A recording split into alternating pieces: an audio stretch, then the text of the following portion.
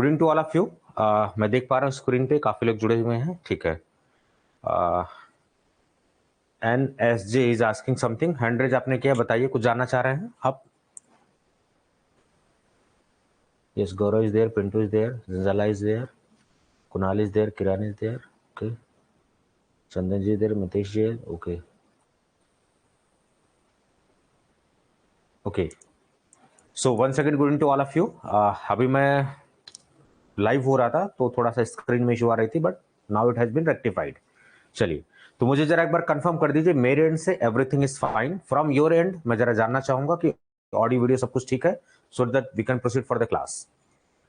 So in this today's session we are going to discuss about immunologicals या biological preparations के बारे में। Mainly vaccines क्या होती हैं, सेराज क्या होते हैं, टॉक्सवाइड्स क्या होते हैं। These are the three important topics we are going to cover. हर क्लास की तरह इस क्लास में भी आपको क्वालिटी मिलेगी, आगे की क्लासेस में भी क्वालिटी मिलेगी।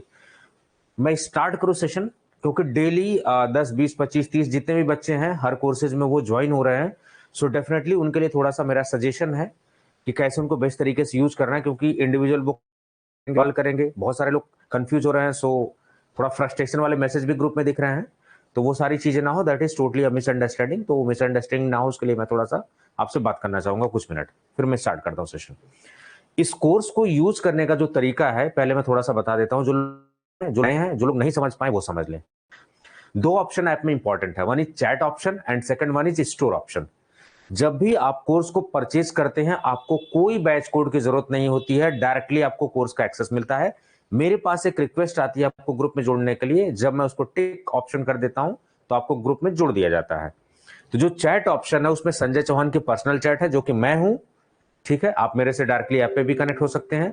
दूसरी जो चैट ऑप्शन आपके ग्रुप की है, ग्रुप में मैं आपको बता दूं ग्रुप का यूज हमने हेल्दी डिस्कशन के लिए रखा हुआ, लेकिन मैं कभी कभी देखता हूं कि कुछ लोग थोड़ा सा डिस्ट्रक्टिव क्रिटिसिज्म करने की तरफ आते हैं। They never focus on constructive criticism, क्योंकि हर प्लेटफॉर्म पे कुछ ना कुछ अच्छी बातें होती है, कुछ ना कुछ शॉर्टकमिंग्स होती हैं। कोई भी प्लेटफॉर्म परफेक्टली फाइन नहीं होता, nothing is perfect in this world. ठीक है, हम लोग हमेशा बेस्ट की तरफ कोशिश करते हैं। ठीक है, कुछ लोगों को नहीं समझ में आता तो फ्रस्ट्रेशन भरे मैसेज हैं। और कुछ अभी रिसेंट डेज में हमने फेस किया है कि बहुत सारे कोचिंग के लोग जो सो कॉल्ड जाइंट कोचिंग है, जिनको लगता है कि हम लोग क्वालिटी और अफोर्डेबल प्राइस पर नहीं दे रहे हैं, तो उनके कुछ बच्चे एजेंट के तौर पर या खुद प्राइसेस क्योंकि कम होते हैं तो रजिस्टर होकर हिंड्रेंस कॉज करते हैं। तो आप सभी से हाथ जोड़ कर रिक्वेस्ट है, प्लीज उन सब चीजों को अवॉइड करिए। It's none of their business, कुछ भी नहीं है, वो कुछ नहीं कर सकते हैं, क्योंकि जब ये प्लेटफॉर्म ग्रो होगा तो लोग दुश्मन बढ़ेंगे ही। सो डेफिनेटली उनकी जलेगी ही जलेगी। चलिए, ये तो बात हो गई कि चैट ऑप्शन कैसे यूज करना है। कोर्स में जब हम स्टोर ऑप्शन पे जाते हैं तो वहां पर आपको परचेज सेक्शन दिख रहा होगा, तो परचेज सेक्शन जो है वहां से आपको कोर्स को एक्सेस करना है। द बेसिक स्ट्रेटजी आपको सिलेक्शन अगर लेना है, डीआई जैसे एग्जामिनेशन में, जीपैट जैसे एग्जामिनेशन में, focus on the concept. Concept पे फोकस रखिए, फैक्ट को आप पढ़िए, साथ साथ अपडेटेड जो चीजें हैं, ये लाइव क्लास करने का मकसद है आप मेरे से 1-to-1 इंटरेक्ट कर पाओ, आपके सवाल मैक्सिमम आप पूछ पाओ। शायद आप चैट करने में, फोन करने में हिचकिचाओ, लेकिन यहां आप जवाब मांग सकते हो, बात कर सकते हो। सो इसलिए भी ये सारी चीजें। अभी जैसे इससे पहले मैं आरटीआई एक्ट 2005 पढ़ा था जूरिस्प्रूडेंस में, बहुत ही अपडेटेड चीजें। मैंने आरटीआई एक्ट और भी बैचेज में पढ़ाए हुए, बट वो थोड़े से 2-4 महीने पहले के ओल्ड लेक्चर्स हैं। अभी रिसेंट लेक्चर्स में जो अपडेट्स हैं वो भी आ गए सारी चीजें। तो बेसिक स्ट्रेटजी ये है कि आप कोर्स में वीडियोस को अच्छे से देखिए, कोशिश करिए कि short note hand to hand बनाते चलिए, लेकिन सारा छापना नहीं, क्योंकि पीडीएफ फॉर्मेट में नोट्स आपके पास ऑलरेडी है। छापने का काम नहीं है, you are having short time, so your main focus should be on the concept clearance plus fact plus update. उसके साथ साथ कुछ पॉइंट अगर आप नोट डाउन करते चलें तो आज की कुछ की मेहनत आपकी लास्ट में आपको बहुत मदद करेगी। ये मेरा पर्सनल एक्सपीरियंस है, मैं आपको शेयर करना चाहूंगा। बाकी जो नोट्स हैं आप पढ़ते रहिए उसको, फिर जो नोट्स आप बना रहे हैं उसको मल्टीपल रिवीजन करिए। Again I am saying multiple, go for multiple revision. फिर उसके बाद सब्जेक्ट वाइज टेस्ट सीरीज लगाइए, सब्जेक्ट को पढ़िए, नोट्स प्रॉपरली बनाइए, नोट्स को रिवाइज करिए, टेस्ट सीरीज दीजिए, प्रैक्टिस करिए, फिर अदर नेक्स्ट सब्जेक्ट, इस तरीके से आप पढ़ते पढ़ते एक टाइम ऐसा आएगा 2-3 महीने में जब आप सारी चीजें आपकी खत्म हो जाएंगी, then you should go for the finally full length mock test. बिना पढ़ाई के कोई भी टेस्ट नहीं लगाना है, otherwise you will be in the depression. Simple सी बात है। तो इस कोर्स को सही तरीके से यूज करिए, ये सही तरीका है, इसी तरीके से कोर्स भी डिजाइन है, राइट। दूसरी चीज जो मैं फेस कर रहा हूं, देख रहा था मैं आपके बहुत सारी चीजें, तो आप लोग का सारा फोकस लाइव क्लासेस पे है, लेकिन लाइव क्लासेस उठा के आपको पता है पहले मैं हर वीक करता था, बट अभी जब भी मुझे टाइम मिलता है मैं उठा के सीधे कंटेंट ऑप्शन में शेयर करता हूं। तो वो जो कंटेंट में वीडियो लेक्चर्स हैं वो लाइव उठा उठा के मैं अरेंज कर रहा हूं। सो केवल आपका सारा फोकस लाइव क्लासेस वाले टैब में लाइव क्लासेस पे नहीं होना चाहिए, your focus should be also in the content option. तो आप सब्जेक्ट वाइज जूरिस से स्टार्ट करो, जूरिस 1 लेक्चर 2 3 4 इस तरीके से पढ़ते रहिए। 5 अगर आपका लाइव हो तो 5 में कंटेंट में अरेंज कर दूंगा, 6 I will be arranging in the content. तो कंटेंट से भी पढ़ाई करनी है। एंड लास्ट वन, आपका ज्यादा समय नहीं लूंगा, last one, I always focus on quality. मुझे, I am really sorry to say, मुझे 10,000 रुपए दे के 20,000 रुपए दे के मुझे टीचर नहीं रखने कि जो पीपीटी खोले और चालू हो जाए, इस तरीके की मैं प्लेटफॉर्म नहीं चाहता हूं, ऑनेस्टली स्पीकिंग। लोग क्या करते हैं, लोग क्या कह रहे हैं, उससे मुझे बिल्कुल नहीं मतलब है, भाड़ में जाए दुनिया, उससे कोई मतलब नहीं है, सीधी बात है। मैं अपनी बात करता हूं, ठीक है। लोग तो ऐसे भी डीआई की कोचिंग दे रहा है जिनका डी भी नहीं पता होगा, and they are launch the batch, फलाना बैच ढेकाना बैच, बड़े रेप्यूटेड प्लेटफॉर्म पे लॉन्च है। आप उनसे पूछेंगे आपकी क्वालिफिकेशन क्या है, तो वो जवाब नहीं दे पाएंगे। क्या आपने सर डीआई का एग्जाम दिया है, क्वालिफाई किया, नहीं जवाब दे पाएंगे। मेरे से मांगेंगे जवाब, मैं दे दूंगा, क्योंकि आई क्वालिफाइड द एग्जामिनेशन। तो आपका मेंटर क्वालिफाइड है, पहली बात तो ये फर्क है उनके में, उनके और मेरे में एक्सपीरियंस का फर्क है, उनके और मेरे पढ़ाने में फर्क है, बहुत ज्यादा फर्क, आप देखोगे, ऑब्जर्व करोगे, ठीक है। सो लास्ट चीज, बस एक सेकंड और, लास्ट चीज ये है कि आई do not focus on quantity. मेरा जो पढ़ाने का तरीका है, मैं टॉपिक वाइज, आज जैसे ये मैं आपको पढ़ा रहा हूं बायोलॉजिकल प्रिपरेशन, ये चाहूं तो मैं 4 लेक्चर में पढ़ाऊं, बट मैं आज के आज आपको 1.5-2 घंटे 1 घंटे जितने भी लगे पढ़ा के जाऊंगा। ये मेरा टैलेंट है कि मैं आपको प्रिसाइजली पढ़ाऊंगा और 1 घंटे में 4 घंटे का लेक्चर पढ़ा के चला जाऊंगा। So it's a humble request, please do not focus, please do not go for unnecessary discussion in the group कि सर इतनी क्लासेज उतनी classes. Focus on the content कि आपको 1-1.5 घंटे में क्या कंटेंट मिल रहा है, 4 घंटे का कंटेंट आपको मिल रहा है और बहुत सटीक कंटेंट मिल रहा है। सो इस प्लेटफॉर्म पर lot of things are very positive, you should also focus on the positive things. चलिए, तो ज्यादा ज्ञान नहीं बांटते हैं, इंपॉर्टेंट चीजें डिस्कस करते हैं, क्योंकि ये सब बातें आप सुनने के लिए शायद नहीं ज्वाइन किए हो, आपने ज्वाइन किया हुआ है चीजें सीखने के लिए। तो आई कैन अश्योर यू, आज जो आप 1-1.5 घंटा देने वाले हैं, आपका नॉलेज जो यहां होने वाला है वो यहां पहुंचने वाला है लास्ट में। So in last we are going to take the you can say query session. So the topic for discussion is, the topic for discussion is immunological preparations. एक सेकंड रुकिए जरा, ये जो बातें मैंने आपसे की हैं, अगर मैं इंडिविजुअली बात करता तो शायद बहुत टाइम लगता, बट मैंने आपसे 5-10 मिनट में सारी बातें कर ली। अब आपकी पढ़ाई थोड़ी स्मूथ हो जाएंगी, मेरे आपके बीच मिसअंडरस्टैंडिंग नहीं हो, so that's why I have taken some time. So the topic of discussion is immunologicals, एक सेकंड रुकिए जरा, इम्यूनोलॉजिकल्स और बायोलॉजिकल प्रिपरेशंस। अब ये जो बायोलॉजिकल प्रिपरेशंस होती हैं, इसमें अगर देखा जाए तो 3 टॉपिक बड़े इंपॉर्टेंट है, सिराज, टॉक्सॉइड और वैक्सीन्स के बारे में। लेकिन किसी भी कॉन्सेप्ट को पढ़ने से पहले उसका पास्ट जानना जरूरी होता है, उसके बेसिक्स जानने जरूरी होते हैं। अगर आपको बड़ी सी बिल्डिंग तैयार करनी है, your base should be clear. So वही चीज मैं करने वाला हूं। तो अगर हम ये सारी चीजें पढ़ते हैं तो exactly what we need to discuss, ये बड़ा इंपॉर्टेंट है। ये अभी नहीं मैंने कहीं से छाप दिया, अपने एक्सपीरियंस को मैंने यूज किया हुआ है, ठीक है। तो जो 10 साल का एक्सपीरियंस मैं लेके घूम रहा हूं, उसको मैंने यूज किया है यहां पर, ठीक।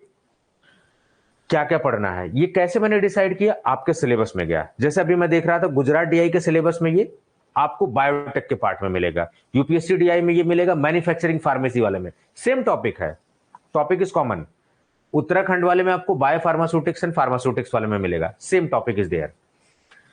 तो पढ़ना कितना है वो जरा जान लेते हैं कि अगर आप खुद से भी पढ़ो तो कितना पढ़ पाओ आप। So first you need to discuss about the active versus passive immunity, क्योंकि अब रिसेंट जो बिहार का एग्जामिनेशन हुआ है, वहां पर माइक्रोबायोलॉजी सेक्शंस में lot of question they have asked from this segment, दिखाऊंगा आपको मैं।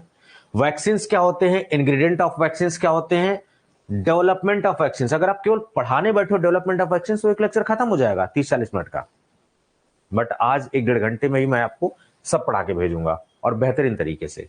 यही एक आर्ट है टीचर की। बैक्टीरियल वैक्सीन्स कौन सी होती हैं, वायरल वैक्सीन्स कौन कौन सी होती हैं, then after that we are going to discuss about the sera and anti sera, diphtheria, we are going to discuss about the antitoxins, we are also going to discuss about the toxoids, बहुत सारी terminology and storage conditions. UPSC DI वाले batch में मैंने storage condition एक दिन session लिया हुआ था, तो आज ये कॉन्सेप्ट थोड़ा सा रिपीट यहां पर होने वाला है, ठीक है। तो these things we need to discuss. अगर हम ये पढ़ रहे हैं बायोलॉजिकल प्रिपरेशंस में। Now again we are discussing about the concept of active versus passive immunity. जरा इस चीज को समझिए थोड़ा सा, ठीक है? आवाज वगैरह सब कुछ ठीक है? Everything is going good? चलिए, active versus passive immunity. Passive money का मतलब आप सुनते होंगे पैसिव इनकम, एक्टिव इनकम। आपने देखा होगा जैसे लिफ्ट जा रही है तो जिधर डायरेक्शन में लिफ्ट जा रही है हम उधर की तरफ, कभी ना कभी आपने शरारत किया होगा, मैंने भी कभी ना कभी शरारत किया होगा कि जब लिफ्ट नीचे जा रही है तो हम ऊपर की तरफ चढ़ रहे हैं, उल्टा चढ़ रहे हैं, थोड़ी सी शरारत सूझ गई, आप में शरारत सूझ गई या मेरे में शरारत सूझ गई, तो हम अगेंस्ट जा रहे हैं। जब हमें पर कहीं पर एफर्ट नहीं लगाना पड़े वहां पर चीजें पैसिव होती। जैसे नेटवर्क मार्केटिंग का आप एग्जांपल देते हो, आप LIC का देखते हो कि भाई वो कमाएंगे तो फिर जो कमीशन आएगा वो हमारे को आएगा, दैट इज पैसिव इनकम। आप directly are not going to be involve, but आपके पास पैसे आ रहे हैं, सो दैट इज पैसिव। यहां पर क्या कॉन्सेप्ट है एक्टिव वर्सेस पैसिव इम्यूनिटी का, थोड़ा सा ये समझना पड़ेगा। अब ये जो वैक्सीन होती है ना जिसके बारे में हम पढ़ रहे हैं, ये क्या कर रहे हैं, आपके इम्यूनिटी सिस्टम को बूस्ट कर रहे हैं। यानी कि आपकी बॉडी ऑलरेडी रिस्पॉन्ड कर रही है, उसके रिस्पॉन्स को ये एडजुनाइज कर रहे हैं, यानी कि इनहांस कर रहे हैं, अपग्रेड कर रहे हैं। So we are starting with the example of कोविड-19 वैक्सीन। बड़े ध्यान से सुनिए आप, अभी सब समझ में आएगा आपको। कोविड-19 वैक्सीन।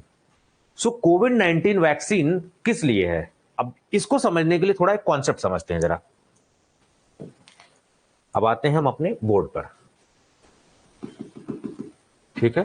केवल PPT खोल के मुझे आपको ये सब नई चीजें पढ़ानी है, मुझे आपको कॉन्सेप्ट पढ़ाना है कि जो शायद आपने अपने टाइम पे ना पढ़ पाए तो यहां पढ़ो आप। Active versus passive immunity, active versus passive immunity.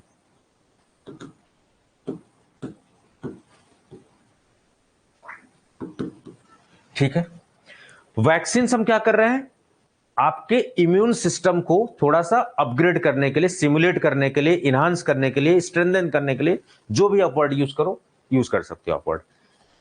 तो जब कोविड वाली बात हम करते हैं, कोविड-19 2019 में बीमारी आई SARS-CoV-2 की वजह से। तो कोविड-19 क्या थी, ये प्रॉब्लम थी, बीमारी क्या थी, प्रॉब्लम। ध्यान से सुनिए, और हर प्रॉब्लम का हमें जरूरी है कि सॉल्यूशन ढूंढा जाए। अगर वो जरूरी है तो सॉल्यूशन के फॉर्म में हमने क्या ढूंढा, वैक्सीन। बहुत बेसिक से पढ़ा रहा हूं आपको। कोविड-19 एज ए प्रॉब्लम आया तो हर प्रॉब्लम को समझा हमने। तो पहले कोविड-19 के बारे में हमने बहुत अच्छे समझा कि किस वायरस हो रहा है, ACE2 रिसेप्टर इन्वॉल्व है, कोरोना लाइक स्ट्रक्चर है, फिर उसमें RNA मॉलिक्यूल है, फिर इस तरीके की चीज हमने देखी। फिर उसमें अलग अलग कौन कौन सी स्पाइक प्रोटीन है जो इन्फेक्शन के लिए रिस्पॉन्सिबल थी। These things we have discussed. Then we have come up with the solution in the form of vaccines. तो वैक्सीन्स क्या कर रही थी, जनरली प्रोटेक्शन का काम कर रही थी, ठीक? तो इसमें क्या होता है कि ऑप्शंस बड़ा बड़ा इजी होता है। क्यों? क्योंकि जैसे ये जो वैक्सीन आप देते हो ना, बहुत देहाती भाषा में आपको पढ़ा रहा हूं, जो वैक्सीन आप लगा रहे हो उसमें भी कोरोना वायरस ही है। In very simple language I am delivering my lecture, तो इसको थोड़ा समझने की कोशिश करिए। जो कोविड-19 की वैक्सीन हैं उसमें भी ऑलरेडी कोविड-19 वायरस ही है, समझ गए? लेकिन इतना उसको मार पीट के इतना कमजोर कर दिया गया है कि वो किसी काम लायक बचा नहीं है। इट मींस कि उस पर थर्मल इफेक्ट, हीट दिया गया है, या फिर केमिकली इसको स्टरलाइज कर दिया गया है। टेक्निकल भाषा में बोला जाता है इसको कि केमिकल का यूज करके उसको इनएक्टिवेट कर दिया गया है, या फिर उसको किल कर दिया गया है, या फिर इतना कमजोर कर दिया गया है कि वो आपकी बॉडी में इंफेक्शन नहीं। लेकिन आपकी बॉडी में जब कोरोना वायरस को आप वैक्सीन के फॉर्म में दोगे, क्योंकि वहां पर वैक्सीन में क्या है, एंटीजन है, और जैसे वो एंटीजन आपकी बॉडी में आएगा, your body defence system will be automatically activated कि भाई किसी चीज का हमला हुआ, कोई चीज है। तो आपके बॉडी सिस्टम को जगाने के लिए, उसके इम्यून सिस्टम को जगाने के लिए हमने बाहर से वैक्सीन दी जिसमें ऑलरेडी कोरोना वायरस था, लेकिन बहुत ही कमजोर ए वायरुलेंट फॉर्म में था। इसका मतलब वो जैसे आएगा आपके बॉडी के इम्यून सिस्टम को ट्रिगर कर देगा। तो कोरोना वायरस के जो लक्षण थे, आपके बॉडी में पेन होने लगना, सर दर्द होने लगना, बुखार आने लगना, सेम कोरोना वाले लक्षण आएंगे। इट मींस कि वहां पर जो एंटीजन था वैक्सीन में, उसने आपकी बॉडी सिस्टम में, अगर आपको बुखार हो रहा है, दर्द हो रहा है, कि आपकी बॉडी सिस्टम उसको रिस्पॉन्ड कर रहा है, इट मींस। और आपकी बॉडी सिस्टम उसके खिलाफ क्या कर रही है, एंटीबॉडी बना रही है। It's very simple. तो जो वैक्सीन आर नथिंग बट वो एंटीजेनिक फॉर्म में दे रहे हैं, सेम कोरोना वायरस है उसमें, लेकिन कमजोर फॉर्म में है, वीकेंड फॉर्म में दे रहे हैं या फिर किल्ड फॉर्म में दे रहे हैं उसको, जो कि आपके बॉडी इम्यून सिस्टम को ट्रिगर करवाए और ट्रिगर करवा के एंटीबॉडी प्रोड्यूस करके आपकी इम्यूनिटी या प्रतिरक्षा करे। That is called as the system of whole working of vaccine. Generally ज्यादातर मोस्टली वैक्सीन इसी तरीके से काम करती है, लेकिन सारी वैक्सीन नहीं इस तरीके से काम करती हैं। समझ में आई बात? तो जब बाहर से कोई वैक्सीन या कोई एजेंट के तरीके से लगाया जाए जो आपके इम्यून सिस्टम को ट्रिगर करे and your immune system is producing antibodies for the protection, that is called as active immunity. पूरा माहौल समझाने का मतलब है केवल एक्टिव वर्ड को समझाना। जब कोई भी एजेंट आपके बॉडी में इस तरीके से दिया जाए कि आपकी बॉडी की सिस्टम, इम्यून सिस्टम ट्रिगर हो जाए और खुद एंटीबॉडी, इम्यून सिस्टम खुद एंटीबॉडी प्रोड्यूस करने लगे, तो ऐसे केस में क्या होगा कि आपकी बॉडी का इम्यून सिस्टम जग गया है, एंटीबॉडी प्रोड्यूस कर रहा है, it means here it is a active immunity. समझ गए आप? लेकिन अब एक्टिव इम्यूनिटी कहां ज्यादातर यूज होती होगी? It is mainly used in the case of prevention of diseases. Treatment में भी यूज होती है, लेकिन mostly in the use of किसके? प्रिवेंशन के केसेस में, एंटीबॉडी बनाकर प्रिवेंशन के केसेस में। वहीं अगर कोई बीमारी आपको ऑलरेडी हो गई है, उसको ट्रीट करना है, तो अभी आपके पास इतना टाइम नहीं है, तो आपको पहले से पका पकाया खाना चाहिए। अभी जैसे आप तैयारी करो, आपके पास 2-3 महीने एग्जाम का टाइम है, तो अभी आप ढूंढ ढूंढ के नहीं पढ़ोगे। पढ़ने को आप भी कर सकते हो, बट आप एक प्लेटफॉर्म, एक मेंटर आपको चाहिए जो आपको हर रास्ते पे गाइड करे। सो that's why you have joined this platform. ठीक है? तो पैसिव इम्यूनिटी में सीधे आपके इम्यून सिस्टम से काम ना करवा के डायरेक्टली बाहर से एंटीबॉडी बना के फिर आपकी बॉडी में इंजेक्ट किया जाता है। That is called as passive immunity. It means there is no involvement right now of your own body's immune system. पका पकाया खाना बाहर से दिया जा रहा है। समझ गए आप? So active immunity is what? Active immunity बाहर से जब किसी एजेंट को दिया जाए, इन्फेक्शियस एजेंट को या फिर एंटीजन को, आपकी बॉडी सिस्टम एंटीबॉडी प्रोड्यूस करके फिर जो है एक्शन शो करे, उसको बोलते हैं एक्टिव इम्यूनिटी। लेकिन अब ये किस केस में यूज करेंगे? जनरली प्रिवेंशन के तौर पर। कभी स्टेटमेंट बेस्ड क्वेश्चन डीआई में आ जाए, so mainly it is used in the case of prevention.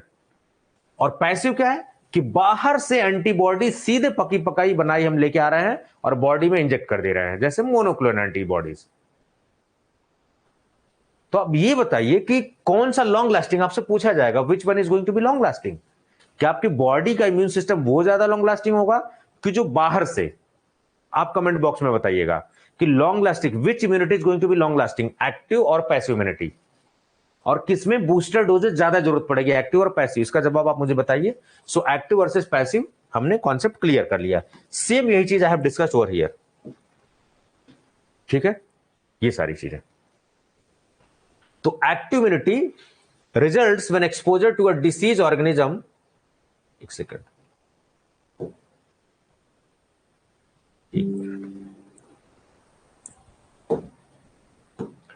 disease organism triggers the immune system to produce antibody for that disease. It means own immune system is producing antibody, that is called as active immunity. अब ये जो active immunity है ना, it is of two types. One is natural immunity and second one is vaccine induced. तो ये Covid वाला vaccine वाला example मैंने दिया, तो ये वैक्सीन इंड्यूस्ड इम्यूनिटी है through the introduction of a killed और वीकेंड फॉर्म ऑफ वैक्सीन। ठीक है? Exposure to the disease organism through the infection with actual disease. कभी एक्चुअल डिसीज से भी अगर इन्फेक्शन, अब जैसे आप लोग देख रहे होगे, अभी सेरा एनालिसिस हुआ था दिल्ली में 1-1.5 साल पहले।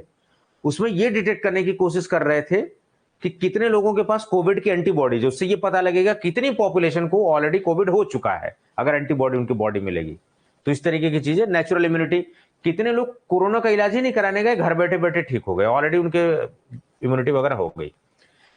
पैसिव इम्यूनिटी, ऐसा पर्सन डायरेक्टली उसको एंटीबॉडी दिया जाता है rather than producing them through his own immune system। तो जब आपका खुद का इम्यून सिस्टम ना बना के बाहर से बनी बनाई एंटीबॉडी आपको इंजेक्ट किया जाए, that is called as passive immunity. I think now it's clear, active versus passive immunity.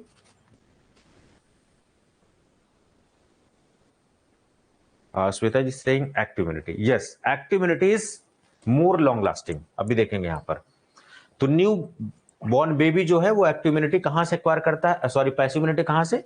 Placenta से। ये सारी चीजें थोड़ा सा हमने देख लिया। अब ये वैक्सीन बेसिकली क्या होते हैं, एक एंटीजेनिक एजेंट इनमें हो सकते हैं या फिर इसमें एंटीबॉडीज भी हो सकते हैं, ऐसी प्रिपरेशन जो कि आपके बॉडी सिस्टम को स्टिमुलेट कर देता है, बॉडी की इम्यून सिस्टम को स्टिमुलेट कर देता है, ये सारी चीजें। सो वैक्सीन के बारे में हम लोग देख लेंगे। जनरली वैक्सीन के बहुत सारे, there could be lot of purposes for the vaccine, but कुछ है आपकी वैक्सीन जैसे इम्यूनिटी प्रोवाइड करने का काम करते हैं। अब जैसे ये वैक्सीन जो होते हैं इनमें कुछ अलग अलग कंपोनेंट होते हैं। यस, किसी का कुछ क्वेश्चन है? लास्ट में आप सब पूछिएगा, ठीक है? लास्ट में I will be having this question and answer session. तो अभी मुझे फोकस होकर पढ़ा लेने दीजिए, मैं इसको पढ़ा लेता हूं सारी चीजें, ठीक है? अब ये वैक्सीन में होता क्या है उसको समझने के लिए ये जरा लेना पड़ेगा इसको, डायग्राम को। ये मैंने कहां से लिया है? WHO से लिया हुआ है। जो भी कंटेंट पढ़ाता हूं मैं रोड शॉप आपको नहीं पढ़ाता हूं, बहुत अच्छी जगह से पढ़ाता हूं। Centre for disease control America की साइट है, CDC, वहां से मैंने लिया है। WHO से लिया है, कुछ US FDA से लिया है, इन सब से। तो कुछ इंपॉर्टेंट कंपोनेंट्स होते हैं। अगर देखा जाए तो क्या कंपोनेंट होता है वैक्सीन में? एंटीजन होता है एक इंपॉर्टेंट, क्योंकि यही एंटीजन ही ट्रिगर करेगा एंटीबॉडी बनाने के लिए। सो एंटीजेंस यहां पर होंगे। एडजुवेंट्स होते हैं, ये एडजुवेंट पे बिहार DI में क्वेश्चन पूछा गया था कि कौन सा एजेंट है जो इम्यून रिस्पॉन्स को स्टिमुलेट करने का काम करता है, सो एडजुवेंट। फिर आपके वैक्सीन में प्रिजर्वेटिव्स डलते हैं, फिर आपके वैक्सीन में स्टेबलाइजर। आपको याद हो अमेरिका ने बहुत सारे वैक्सीन बनाने के कंपोनेंट रोक दिए थे जिनसे वैक्सीन बनती है। विश्व में हर 5 में से एक वैक्सीन का जो प्रोड्यूसर है इंडिया है। वो 100% श्योर है कि 5 में से जो एक वैक्सीन है वो इंडिया में बनी हुई है, मैन्युफैक्चर्ड है। और अभी तो कुछ डेटा में देख रहा है तो उसमें 3 वैक्सीन में से एक वैक्सीन इंडिया में बनी हुई है। तो this much of expertise we are having. So residuals भी होते हैं, डाइल्यूएंट भी होते हैं, सरफेक्टेंट्स भी होते हैं स्टेबिलिटी प्रोवाइड करने के लिए, सॉल्युबिलिटी प्रोवाइड करने के लिए। So these are the important components. लेकिन सबसे इंपॉर्टेंट कंपोनेंट कौन सा है? एंटीजन, क्योंकि this is the provoking agent. चलिए, अब वैक्सीन में क्या क्या होते हैं? तो वैक्सीन में जो अलग अलग कंपोनेंट डले हुए जैसे स्टेबलाइजर्स, तो यहां से एक सवाल फिक्स है, आना है। So make sure that you should aware about the role of these different components. क्या लिखा हुआ है? Purpose to keep the vaccine effective after manufacturing. आज मैन्युफैक्चरिंग हुई, उसके बाद भी वैक्सीन मेंटेन रहे, उसकी इंटीग्रिटी मेंटेन रहे, उसी इंटैक्ट फॉर्म में रहे, किसी और फॉर्म में चेंज ना हो। ये सब काम करता है कौन? स्टेबलाइजर्स। और सबसे ज्यादा जो स्टेबलाइजर्स यूज किए जाते हैं वैक्सीन में, सुगर एंड जिलेटिन। इसको लिख लीजिए, बड़ा इंपॉर्टेंट है। सो पहली हेडिंग आप डालिए stabilisers, component of vaccine. Heading will be components of vaccine, so first will be stabilisers. तो एरो बना के सीधे आप लिखेंगे स्टेबलाइजर का काम क्या होता है। एग्जांपल, यहां से सवाल पूछा गया है बिहार DI में, एडजुवेंट्स पे पूछा गया था, जिन्होंने पेपर दिया था उनको पता होगा, ठीक। चलिए, second component is adjuvants. Adjuvant करने का मतलब क्या है? सिमुलेट करना, उसको प्रमोट करना।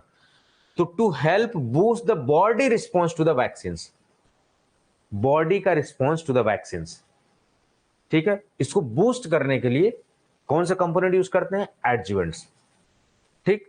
तो generally we are using adjuvants as aluminium salt. So aluminium salts are basically used as adjuvants in case of vaccine और पैरेंटल प्रिपरेशन।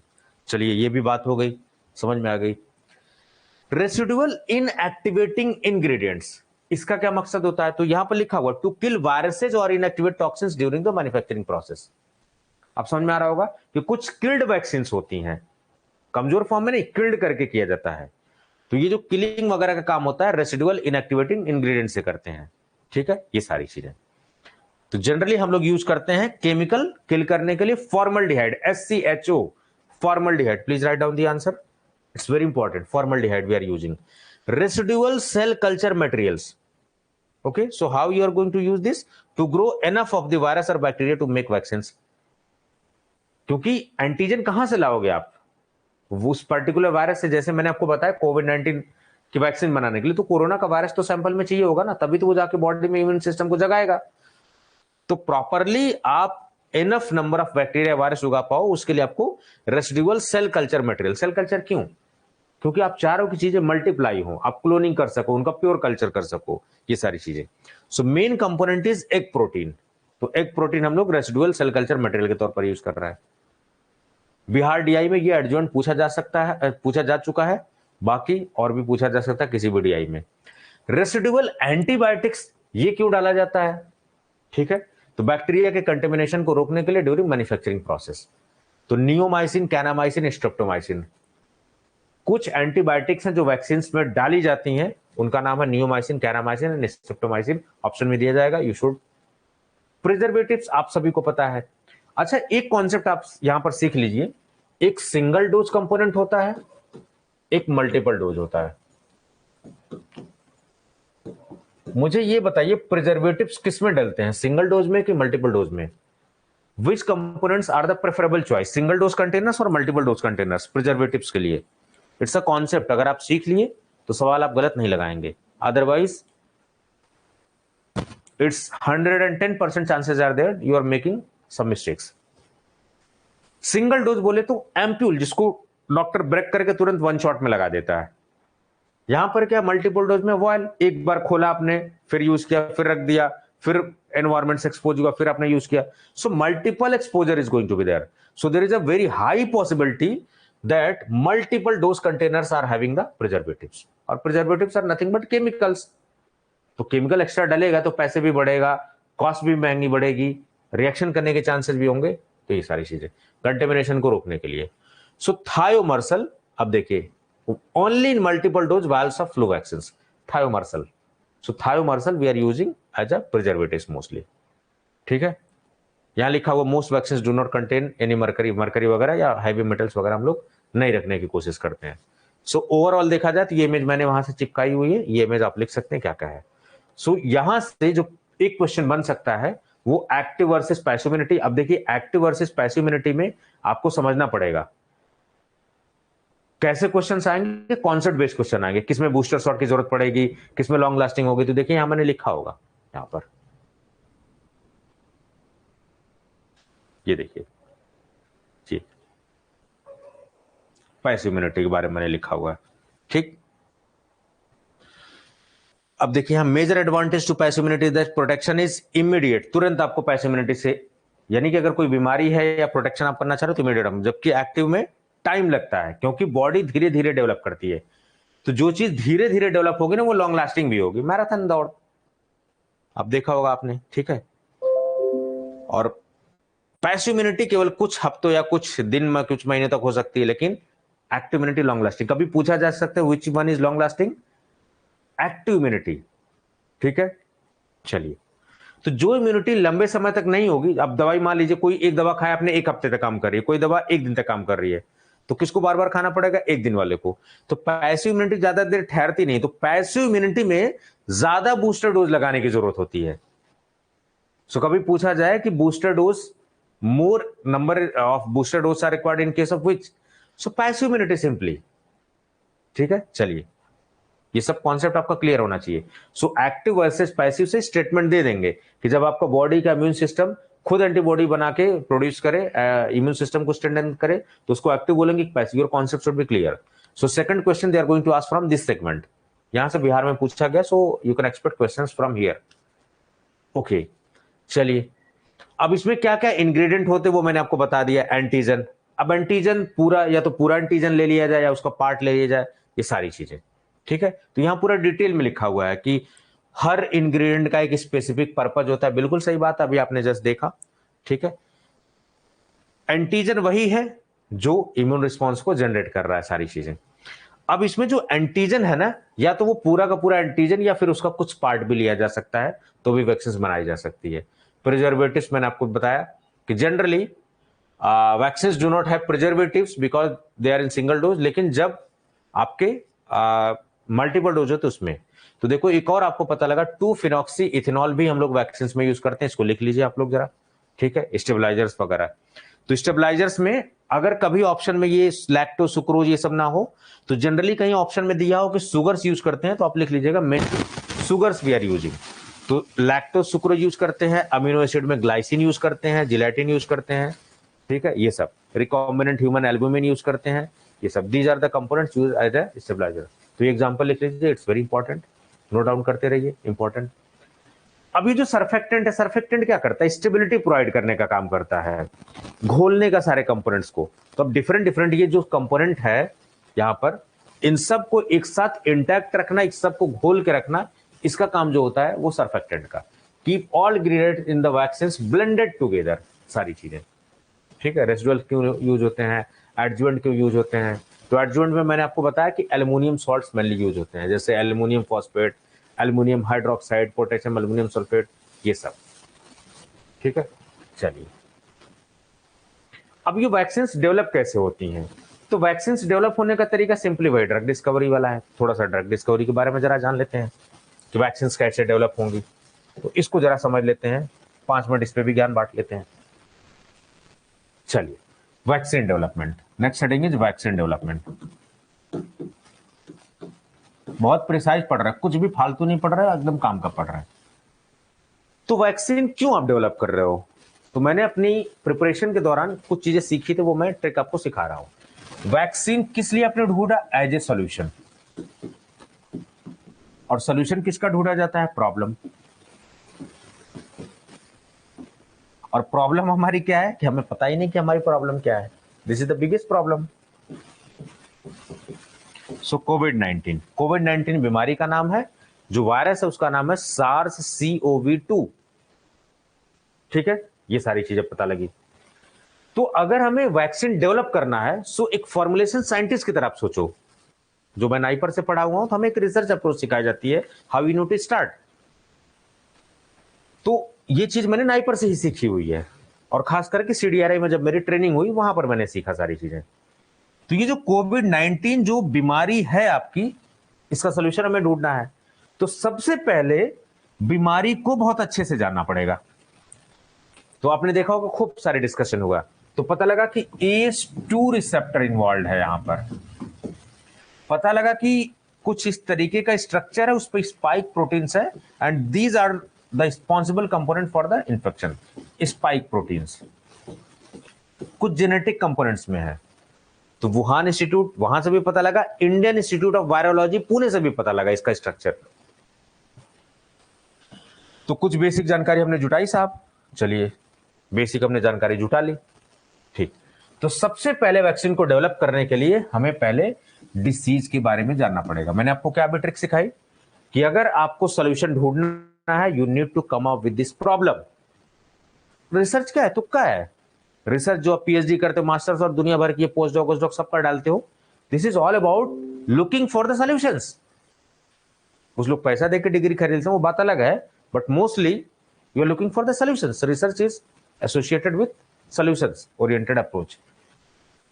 तो अब प्रॉब्लम है, इसका सॉल्यूशन कैसे ढूंढेंगे, सबसे पहले प्रॉब्लम को जानेंगे। तो प्रॉब्लम क्या है, कोविड-19 बीमारी। तो हमारा पहला स्टेप क्या है, डिसीज इंफॉर्मेशन। तो कोविड-19 की वैक्सीन भी कैसे डेवलप होगी, तो डिसीज इंफॉर्मेशन। कोई भी दुनिया की वैक्सीन होगी डेवलप इसी तरीके से। तो देखो हमने ये सारी इंफॉर्मेशन हमने निकाली। तो वुहान इंस्टीट्यूट ने भी काम किया, CDC ने भी काम किया, और इंडिया के इंडियन इंस्टीट्यूट ऑफ वायरोलॉजी ने भी काम किया, ठीक है। इन सब पे सारे डिसीज, तो डिसीज के बारे में इंफॉर्मेशन पता लग गई।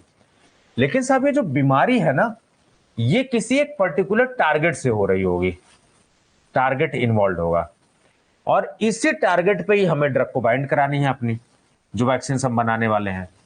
सो नेक्स्ट स्टेप हमारा क्या होगा कि साहब टारगेट क्या है, कौन इसके पीछे परेशान है। तो पता लगा हमें ACE2 रिसेप्टर इन्वॉल्व है, तो हम ACE2 के पीछे नहा धो के एकदम पड़ गए बिल्कुल, क्योंकि वहीं पर जाके ड्रग को बाइंड होना है।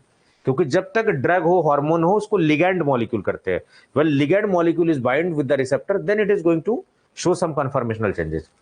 भाई आपका जो रिसेप्टर है उसका स्ट्रक्चर कुछ भी हो सकता है, चेंज हो सकता है, लेकिन जैसे ड्रग है उसको अपने हिसाब से एडजस्ट करती है। It is making conformational changes, लॉकंट की हाइपोथेसिस पे काम करता है। जितनी बढ़िया एफिनिटी होगी, जितनी बढ़िया बाइंडिंग होगी, उतने बढ़िया रिस्पॉन्स आएगा। तो सबसे पहले डिसीज को हमने पता लगाया, टारगेट को पता लगाया, दवाई के बारे में, बनेगी कैसे दवाई, वो सब। तो टारगेट को देखते हुए हमने क्या किया, मॉलिक्यूल को, नेक्स्ट स्टेप आपका क्या होगा, मॉलिक्यूल को सिंथेसिस करना। जिस तरीके का टारगेट होगा उसी तरीके का मॉलिक्यूल आप सिंथेसाइज करोगे, राइट। तो पहला स्टेप क्या है, डिसीज के बारे में पता लगाओ, प्रॉब्लम को अच्छे से, जितना बढ़िया प्रॉब्लम को आप समझ पाओगे उतने बढ़िया सोल्यूशन की तरफ आप पहुंचोगे। सो आपने गहन अध्ययन किया, डीप स्टडी की, डिसीज के बारे में पता लगाया। आप सभी को पता है एज ए फार्मासिस्ट की दवाई एक पर्टिकुलर टारगेट पे काम करती है। भाई पैरासिटामोल को कैसे पता लगा कि मुझे बुखारी उतारना है, जाके कुछ और अनाप शनाप करने लगे। बट टारगेट हमें पहले से पता है, तो डिसीज के बारे में पता लगा है, टारगेट बारे में पता लगा, उस टारगेट को ध्यान में रखते हुए मॉलिक्यूल को सिंथेसिस हम करेंगे।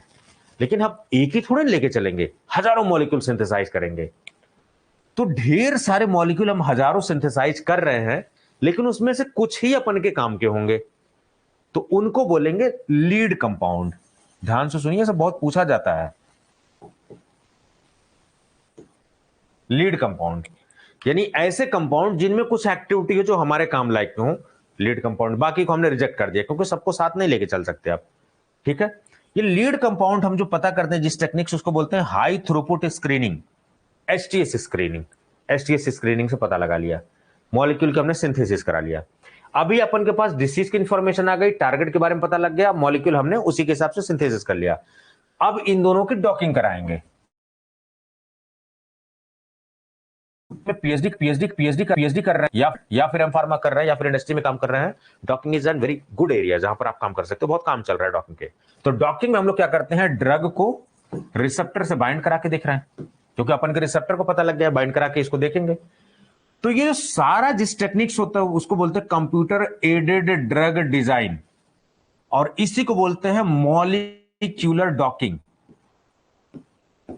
डॉकिंग यानी कि रिसेप्टर पर ड्रग मॉलिक्यूल को फिट करा के उसके कॉन्फ़िगरेशनल चेंजेस को देखते हैं। और एक स्टेप होता है मॉलिक्यूलर डायनेमिक्स। एंड ट्रस्ट में, अगर मॉलिक्यूलर डॉकिंग आपको आती है, डायनेमिक्स आती है, यूरोपियन कंट्रीज, अमेरिकन, ये सब कंट्रीज आपके लिए खुले हुए हैं। आप पीएचडी के लिए जाइए, पोस्ट डॉक के लिए जाइए।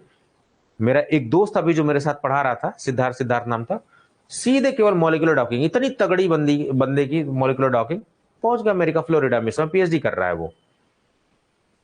तो अगर आपका एक भी कोई कंपोनेंट स्टेप है, क्योंकि इंडिया में शायद उतनी नहीं किसी को कदर थी, लेकिन वो जहां गया काफी अच्छी सैलरी पा रहा है, वो अपना काम भी कर रहा है वो। तो कंप्यूटर एडेड ड्रग डिजाइन की मदद से मॉलिक्यूलर डॉकिंग फिनोमेना को यूज करके मॉलिक्यूलर डायनेमिक्स में उसके कॉन्फ़िगरेशन को देखते हैं, वाइब्रेशंस को देखते हैं, सारी चीजें। ये सब टेक्निक आपने यूज की, इन सबको देखा आपने।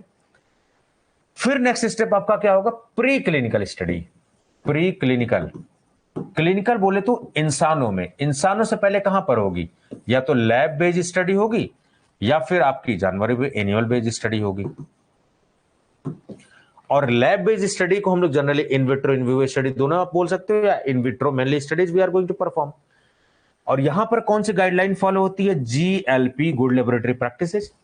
क्योंकि अगर फर्जी डेटा यहां से होगा तो अल्टीमेटली फर्जी दवा मार्केट में आ जाएगी और तबाही मचा देगी, जैसा कि आपने थैलिडोमाइड के केस में देखा होगा, 10,000, 12,000, 15,000 बच्चे फोकोमेलिया के शिकार हो गए, ठीक, तबाही मच गई। तब जाके जीएलपी का कॉन्सेप्ट आपने देखा होगा। प्री क्लिनिकल स्टडी किया। अब प्री क्लिनिकल स्टडी के बाद कुछ डेटा आएगा, अब धीरे धीरे स्टेप सीखते रहिए, कुछ डेटा आएगा आपके पास। तो डेटा लेके आप रेगुलेटरी एजेंसी के पास पहुंचोगे, अपने देश की एजेंसी के पास पहुंचोगे, सीडीएससीओ के पास। बाहर की एजेंसी है, किसके पास पहुंचोगे, यूएसएफडीए के पास पहुंचोगे, कि भैया डब्ल्यूएचओ और यूएसएफडीए की अगर ठप्पा लग गया तो पूरे दुनिया में हम कहीं भी जो है कर सकते हैं, क्योंकि this is going to be the best agency जो कि रेगुलेटरी अथॉरिटी है, ठीक, ये सारी चीजें। तो हम लोग क्या करेंगे, मान लो हम यूएसएफडीए के पास अप्रूवल के लिए गए, तो हमारा नेक्स्ट स्टेप क्या होगा, अब हमारा नेक्स्ट स्टेप होगा क्लिनिकल ट्रायल। अब जरा मैं आपसे सवाल पूछता हूं, यहां तक पढ़ा होगा आपने, ड्रग डिस्कवरी का प्रोसेस आपको समझा रहा हूं। प्री क्लिनिकल जानवरों में स्टडी किया, लैब बेस्ड स्टडी आपने किया, ठीक। उसके बाद आप रेगुलेटरी एजेंसीज के पास गए कि माई बाप हमें जो है क्लिनिकल ट्रायल इंसानों पे, ह्यूमन ट्रायल्स करना है। तो किस बेसिस पर करोगे आप, प्री क्लिनिकल स्टडी के बेसिस पर। यानी इनका पहले फॉर्मेट होगा, उस फॉर्मेट को भरोगे, प्रूफ के तौर पर जानवरों का डेटा आप लगाओगे, लैब बेस्ड डेटा आप लगाओगे, दिखाओगे सर ये डेटा है, आप देखिए इस बेसिस पर हम आपसे। तो आप मुझे बताइए कि जब हमें क्लिनिकल ट्रायल परफॉर्म करने के लिए यूएसएफडीए से अप्रूवल लेना पड़ता है, तो आईएनडी फाइलिंग करते हैं या फिर एनडीए फाइलिंग करते हैं, मुझे फटाक से बताइए। इन्वेस्टिगेशनल न्यू ड्रग एप्लीकेशन या फिर new drug application, which one is filed. ध्यान से सुनिए, question I'm asking, for getting approval to conduct clinical trials, which one is going to be filled? IND filing या फिर एनडीए फाइलिंग, जल्दी बताइए।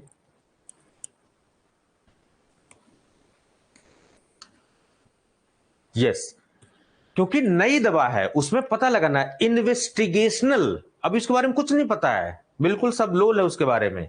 Investigational new drug application, IND। मैं देखिए बहुत देहाती भाषा में पढ़ाता हूं, बहुत हाई फाई नहीं पढ़ाता मैं आपको, जिस भाषा में समझ में आ जाए उस भाषा में पढ़ना चाहिए आपको, ठीक है, कि बड़े बड़े हाई फाई वर्ड बोल लूं, ठीक है, तो उससे कुछ नहीं होने वाला है, समझ में आना चाहिए आपको। प्री क्लिनिकल स्टडी, तो आपको क्या फाइनली कर रहा है कि आप क्लिनिकल स्टडी करवा चाह रहे हो, और क्लिनिकल स्टडी करवाने के बाद आप मार्केट में लॉन्च करवाना चाह रहे हो, यही तो आपका मकसद है कि पैसा ही पैसा, बाबूराव ढेर सारा छापे हम पैसा। तो अगर आपको ढेर सारा पैसा छापना है तो अल्टीमेटली मार्केट में आपको ले आना पड़ेगा, तो मार्केट में ले आने के लिए आपको इन सब स्टेप से गुजरना पड़ेगा, समझ गए। Clinical trial, so you will get, अब देखिए क्लिनिकल ट्रायल, अब इसका मतलब कि अगर क्लिनिकल ट्रायल का आपसे क्वेश्चन पूछा जाएगा कि क्लिनिकल ट्रायल अप्रूवल के लिए किस फॉर्म की जरूरत पड़ती है, किसके तहत हम फाइलिंग करते हैं उस FDA को, investigational new drug application, please mention that IND filing to get the clinical trial approval on basis of what, on basis of pre clinical studies. चलिए यहां तक बात समझ में आ गई साहब। अब ये क्लिनिकल ट्रायल का जो सियापा है ना, ये थोड़ा सा समझ लेते हैं। इसमें भी फेज 0, फेज 1, फेज 2, फेज 3, फिर फेज 4, जिसको बोलते हैं post marketing surveillance, post marketing surveillance, जिसमें कि फार्मेको विजिलेंस डिपार्टमेंट का काम पूरा होता है, तगड़ा वाला फार्मेको विजिलेंस, ठीक है, स्पेलिंग आप समझ जाइएगा, क्योंकि लेक्चर हमें पढ़ना कुछ और है ढंग से, लेकिन यहां पर इस स्टेप को भी जानना जरूरी है, how things are going to be developed. तो आज आपको केवल 5 से 10 मिनट में पूरी ड्रग डिस्कवरी यूं चुटकियों में समझा दूंगा आपको। तो फेज 1 क्या होता है, आप कॉमन सेंस लगाइए कि अभी अभी जस्ट दवा जो है जानवरों से इंसानों में आई हुई है, ठीक है, ये सब लैब में ही चल रहा है, सब कुछ मेंटेन कंडीशन में चल रहा है। अभी ध्यान से सुनिए, फेज 1 को बोलते हैं micro dosing study, micro dosing. अभी भी डर बना हुआ कि नहीं यार, इंसानों जानवरों में तो ठीक ठाक काम करे, लेकिन इंसानों में कैसे, किसी का गुर्दा लीवर किडनी सब फेल ना हो जाए, तो हम लोग थोड़ा सा डोज दे के देते हैं, उसको बोलते हैं माइक्रो डोजिंग स्टडी, कि बंदा निकल ना ले कहीं।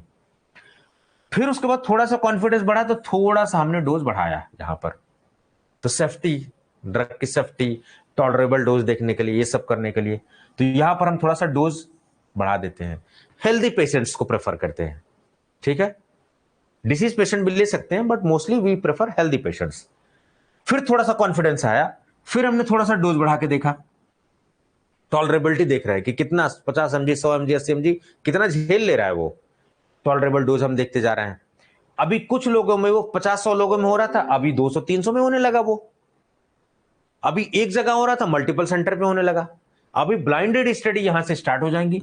ब्लाइंडेड स्टडी का मतलब होता है, देखिए एक चीज क्लिनिकल ट्रायल में होती है सब्जेक्ट, एक होता है इन्वेस्टिगेटर, ठीक है, सब्जेक्ट का मतलब मैं, जिसके ऊपर क्लिनिकल ट्रायल किया जा रहा है, ये सब कहां मेंशन है, schedule Y of DNC act, समझ गए, गुड क्लिनिकल प्रैक्टिसेस को फॉलो किया जाता है, GLP, जब यहां पर आप क्लिनिकल ट्रायल वगैरह करते हो।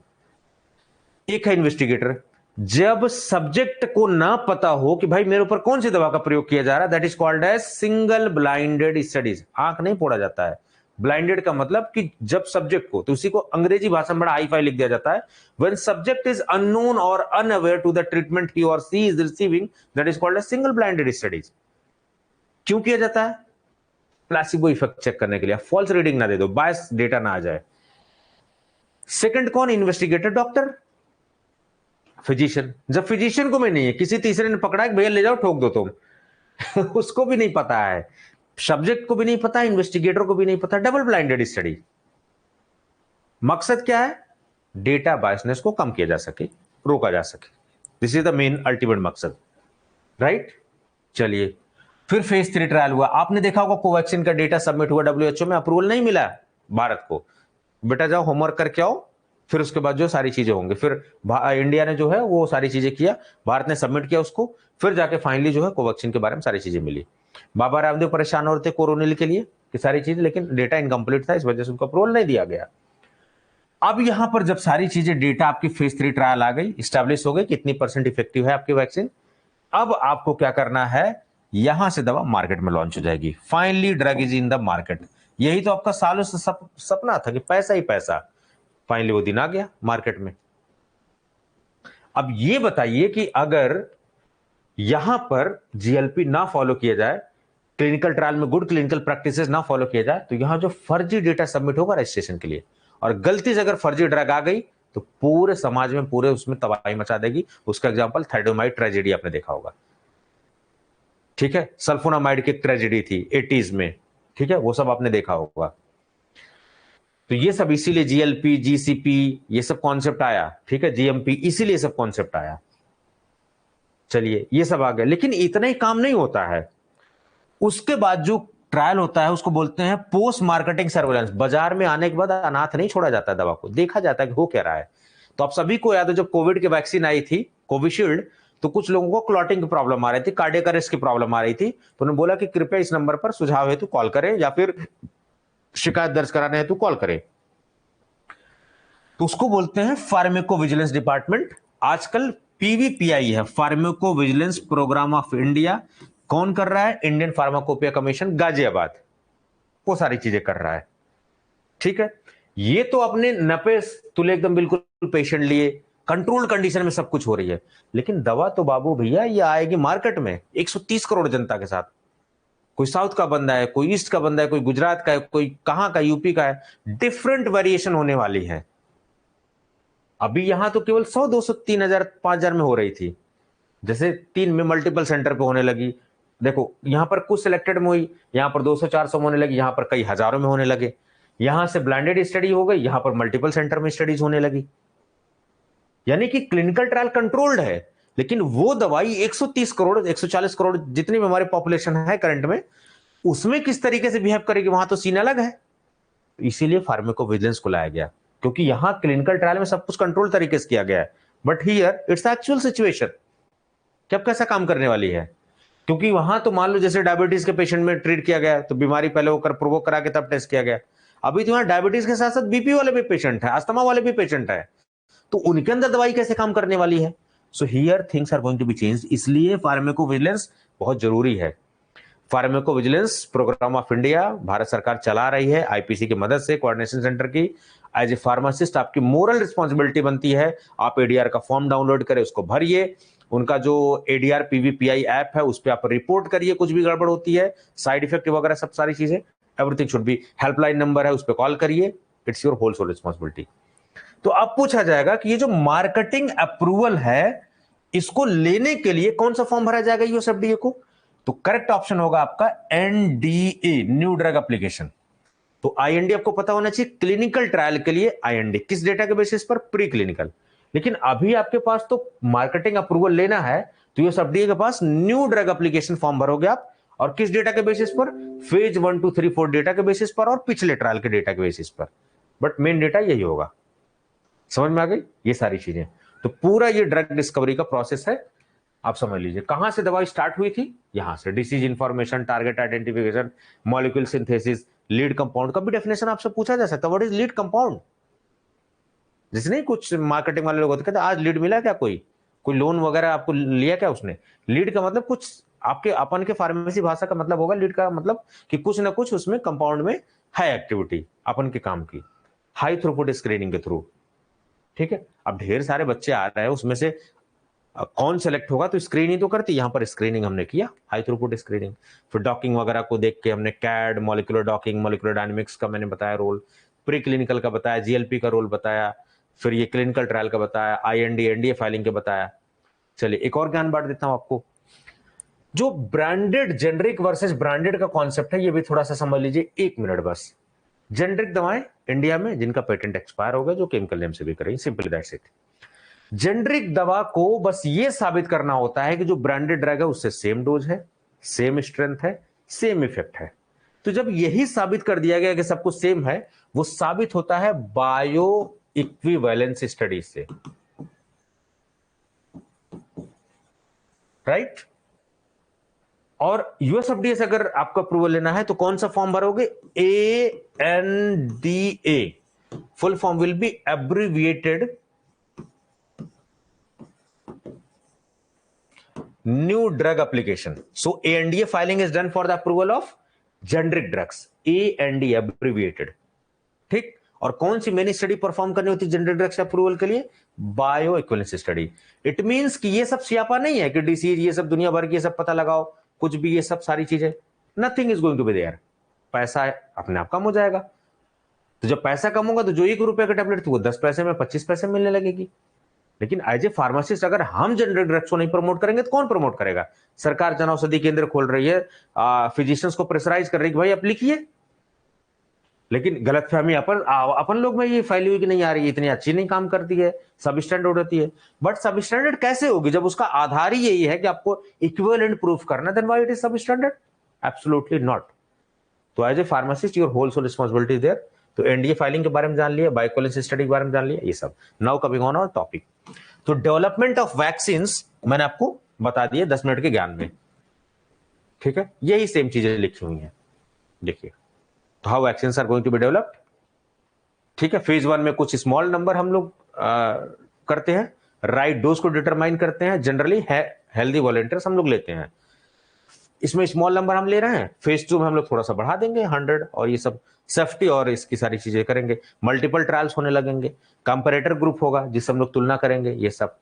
फेज 3 ट्रायल में थाउजेंड्स ऑफ वॉलंटियर्स हम ले लेंगे, मल्टीपल सेंटर हो जाएंगे, देखो अक्रॉस कंट्रीज हो जाएंगी, ब्लाइंडिंग स्टडी देखो यहां से स्टार्ट हो जाएगी, ये सारी चीजें जो है, ठीक है? स्टार्ट तो फेज 2 से हो जाती है, लेकिन सबसे extensive blinded study phase 3 trial में होती है, और फेज 3 ट्रायल का ही सबसे मेन इंपॉर्टेंट होता है, ठीक है? चलिए, तो development of vaccine now it is clear. यहां तक किसी को कुछ डाउट पूछना है पूछ लीजिए, क्लास लंबी चलने वाली है,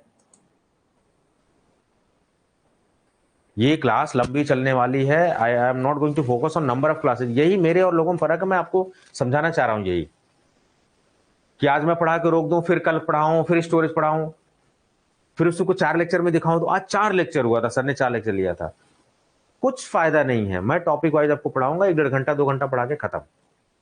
और आप देखिए कहीं भी कॉम्प्रोमाइज नहीं हो रहा किसी भी कॉन्सेप्ट से, यही आप समझिए। आप लोग स्लॉट गिनने लगते हो, सर 7 बजे से 8 बजे, 8 बजे 9 बजे, 9 बजे 10 बजे, 10 से 11, ये सब क्लास कहाँ गई? आप ये भूल जाते हो कि आप उस 1 घंटा में, ये मेरा अपना खुद का एक्सपर्टीज है, इसमें तारीफ वाली बात नहीं है कि चीजों को कैसे प्रिसाइज कैसे कर पाता हूं, मैं आपको बता भी देता हूं। पहले मैं अच्छे से पढ़ता हूं, अच्छे से एग्जाम्पल सेट करता हूं, ठीक? प्रीवियस ईयर के पेपर देखता हूं, क्या पूछा गया है, क्या पूछे जाने की संभावना है, जो मेरा एक्सपीरियंस कहता है, उस बेसिस पर चीजें मैं बनाता हूं।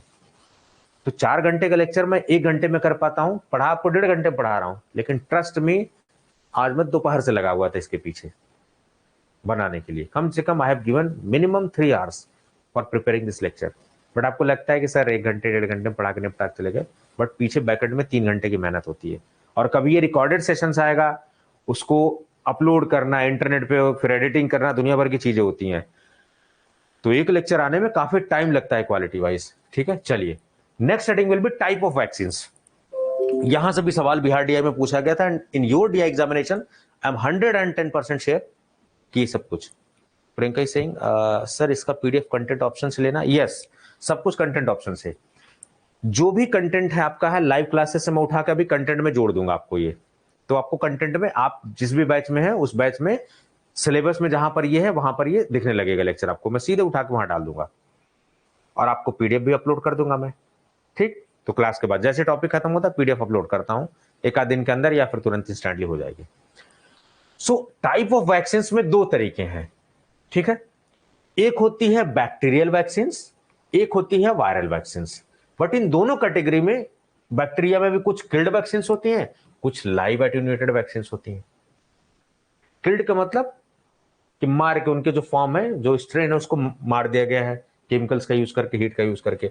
लाइव एटेन्यूएटेड का मतलब है जिंदा तो है लेकिन कमजोर कर दिया गया है, समझ गए? तो अच्छा ये सोच के देखिए आप, ये जो किल्ड वैक्सीन है किसको दी जाती होंगी? कॉमन सेंस यूज करिए, मैंने आपको पढ़ाया नहीं है। जैसे मैंने अपने मदर का केस बता रहा हूं, कोविड उनको भी चांसेस हो रहे थे, मैंने उनको वैक्सीन लगवा दी, 65 साल की हैं वो, अभी बुजुर्ग 65-70 के बीच में है वो। अभी उनको जैसे वैक्सीन लगी इतना भयंकर बुखार आने लगा, दर्द वर्द हाथ होने लगा, मैंने कहा कहीं गड़बड़ा ना जाए, मतलब मुझे अफसोस हो रहा है, तो मैंने वैक्सीन क्यों लगवा दी। बाद में मुझे कॉन्सेप्ट समझ में आया कि ये जो वैक्सीन लगी है ना, ये इनको किल्ड वैक्सीन नहीं लगी, लाइव एटेन्यूएटेड वैक्सीन लगी हुई है। लाइव एटेन्यूएटेड वैक्सीन में क्या होता है, आपकी बॉडी के इम्यून सिस्टम को जगाता है, ट्रिगर करता है। लेकिन अगर आपका इम्यून सिस्टम बहुत ज्यादा कमजोर है, जैसे बूढ़े बुजुर्ग लोग हैं, एचआईवी के पेशेंट है, टीबी के पेशेंट है, फिर तो वो हिल जाएंगे बिल्कुल। तो उनके केस में जनरली हम लोग किल्ड वैक्सीन वगैरह दे देते हैं, या फिर mRNA वैक्सीन दे देते हैं, या फिर अलग वैक्सीन दे देते हैं। तो ऐसे पेशेंट जिनका इम्यून सिस्टम कॉम्प्रोमाइज है, उनमें थोड़ा सा लाइव एटेन्यूएटेड वैक्सीन को बचाने की कोशिश करते हैं हम लोग, दूसरे फॉर्म ऑफ वैक्सीन देते हैं, क्योंकि उनका इम्यून सिस्टम कमजोर है। तो वहां पर ये चीज मैंने अपने मम्मी के केस में जो है महसूस किया है सारी चीजें। तो ये एग्जाम्पल आपसे पूछे जाएंगे, here they are going to ask you the examples. जैसे ये बीसीजी का एग्जांपल बिहार डीआई में अभी जस्ट पूछा गया था, पेपर देखेंगे तो यहां से सवाल पूछा जाएगा। मैं केवल बिहार डीआई को स्टैंडर्ड नहीं बता रहा हूं, but nature of question they are going to ask from you people. पहली बात तो पूछेंगे कौन सी इनमें से बैक्टीरियल है, यानी कि कुछ वायरल वैक्सीन के एग्जाम्पल चिपका देंगे आपको, तो आप बीमारी से पता लगा लोगे कि नहीं यार ये तो वायरस बीमारी है, वायरस से होती है, तो वहां पर आप कॉमन सेंस लगा के लगा लोगे। लेकिन जब आपसे किल्ड और लाइव एटेन्यूएटेड पूछेंगे, वहां थोड़ा सा चक्कर खा के आप गड़बड़ हो जाओगे। ठीक है, ये देखो, तो किल्ड वैक्सीन बैक्टीरियल में, अब देखो बैक्टीरियल वैक्सीन क्यों, क्योंकि बैक्टीरियल डिसीजेस के ट्रीटमेंट के लिए, बीसीजी, टाइफॉइड, प्लेग, होपिंग कफ, कुकुर खांसी जिसको बोलते हैं, कॉलरा, ये सब। तो किल्ड वैक्सीन आपकी कॉलरा किल्ड वैक्सीन, होपिंग कफ, प्लेग, ये सब। और बीसीजी और टाइफाइड आपकी लाइव एटेन्यूएटेड वैक्सीन है। ठीक, तो एक चीज अगर आप नोटिस करो जरा, यहां पर ध्यान दो, इफ हो सकता है मैं गलत भी हूं, लेकिन ये आप नोटिस करना कि जो लाइव एटेन्यूएटेड वैक्सीन है ना, ये इम्यूनिटी प्रोवाइड कर रही हैं रोकथाम करने में। देखो बीसीजी वैक्सीनेशन क्यों लगा रहे हो आप, रोकथाम करने के लिए। लेकिन यहां पर देखो किसी को कॉलरा हो गया अगर, ठीक कर रहा है, तो फिर वहां पर कौन सी वैक्सीन दे रहा है, किसी को प्लेग हो गया तो कौन सी देख रहा है। तो जनरली देखोगे किल्ड वैक्सीन का यूज ट्रीटमेंट में भी यूज होने लगा है, जबकि ज्यादातर लाइव एटेन्यूएटेड का वैक्सीन का यूज कहां हो रहा है, प्रिवेंशन में यूज हो रहा है। कि थोड़ा सा ऑब्जर्व करना आप, राइट। चलिए, so these are bacterial vaccine. Now coming on the viral vaccine.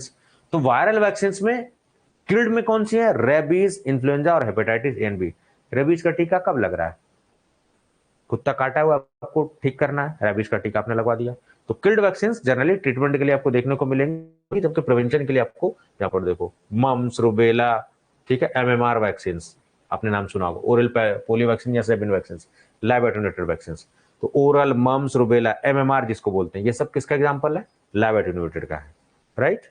चलिए, तो ये थोड़ा सा देख लीजिए, यहां से पूछा जा सकता है दो तरीके से क्वेश्चंस, कौन सा किल्ड है, कौन सा लाइव एटेन्यूएटेड है, सबसे ज्यादा यही पूछा जाएगा। कौन सा वायरल, कौन सा बैक्टीरियल, हो तो आप गेस कर ले जाओगे डीआई जैसे एग्जामिनेशन में। चलिए, कुछ और टाइप की वैक्सीन होती हैं, थोड़ा इसके बारे में जरा जान लेते हैं।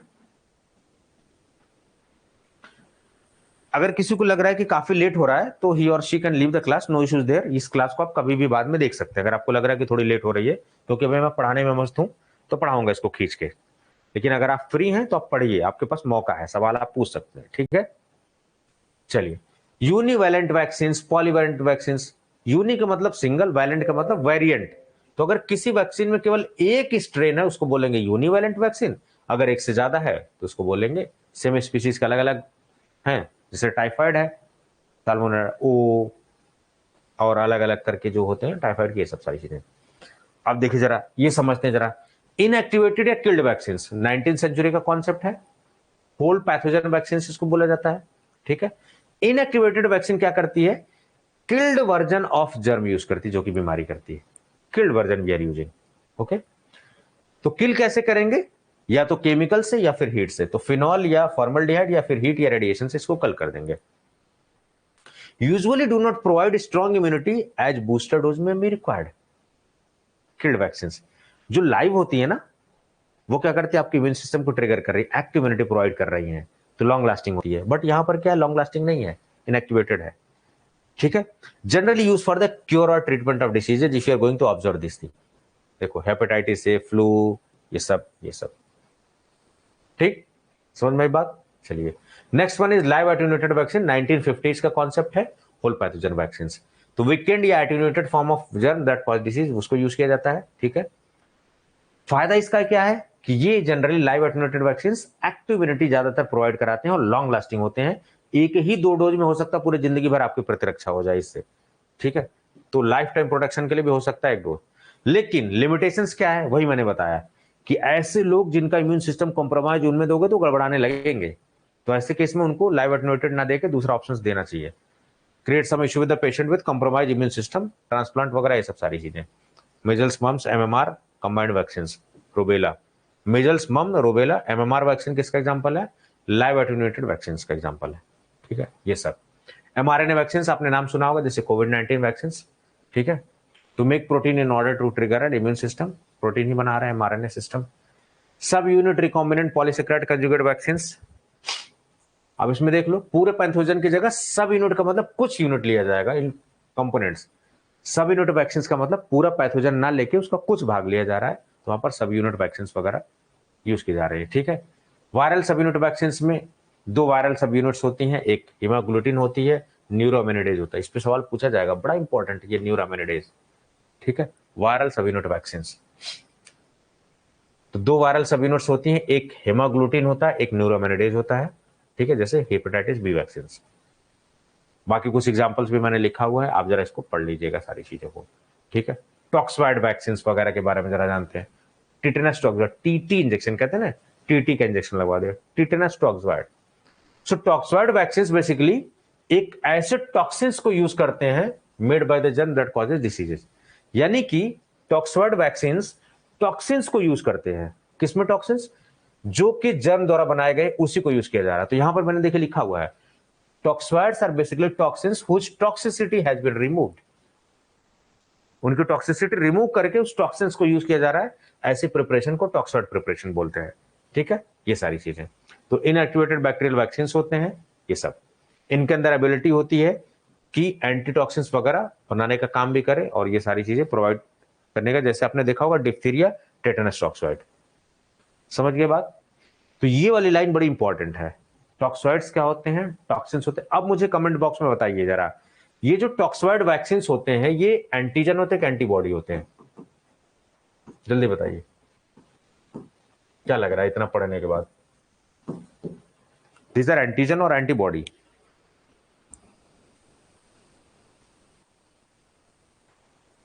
अभी मैं रिपीट करता हूं, अभी रिपीट कर रहा हूं प्रियंका जी। ठीक है, toxoids vaccine are basically antigen based और एंटीबॉडी बेस्ड। जरा मुझे बताइए इसको पढ़ने के बाद। टॉक्सवाइड्स वैक्सीन वही प्रिपरेशन होती हैं जिसमें जो बैक्टीरिया का जो टॉक्सिन होता है उसको यूज करके वैक्सीन बनाया जाता है, लेकिन उसमें से टॉक्सिसिटी रिमूव करके।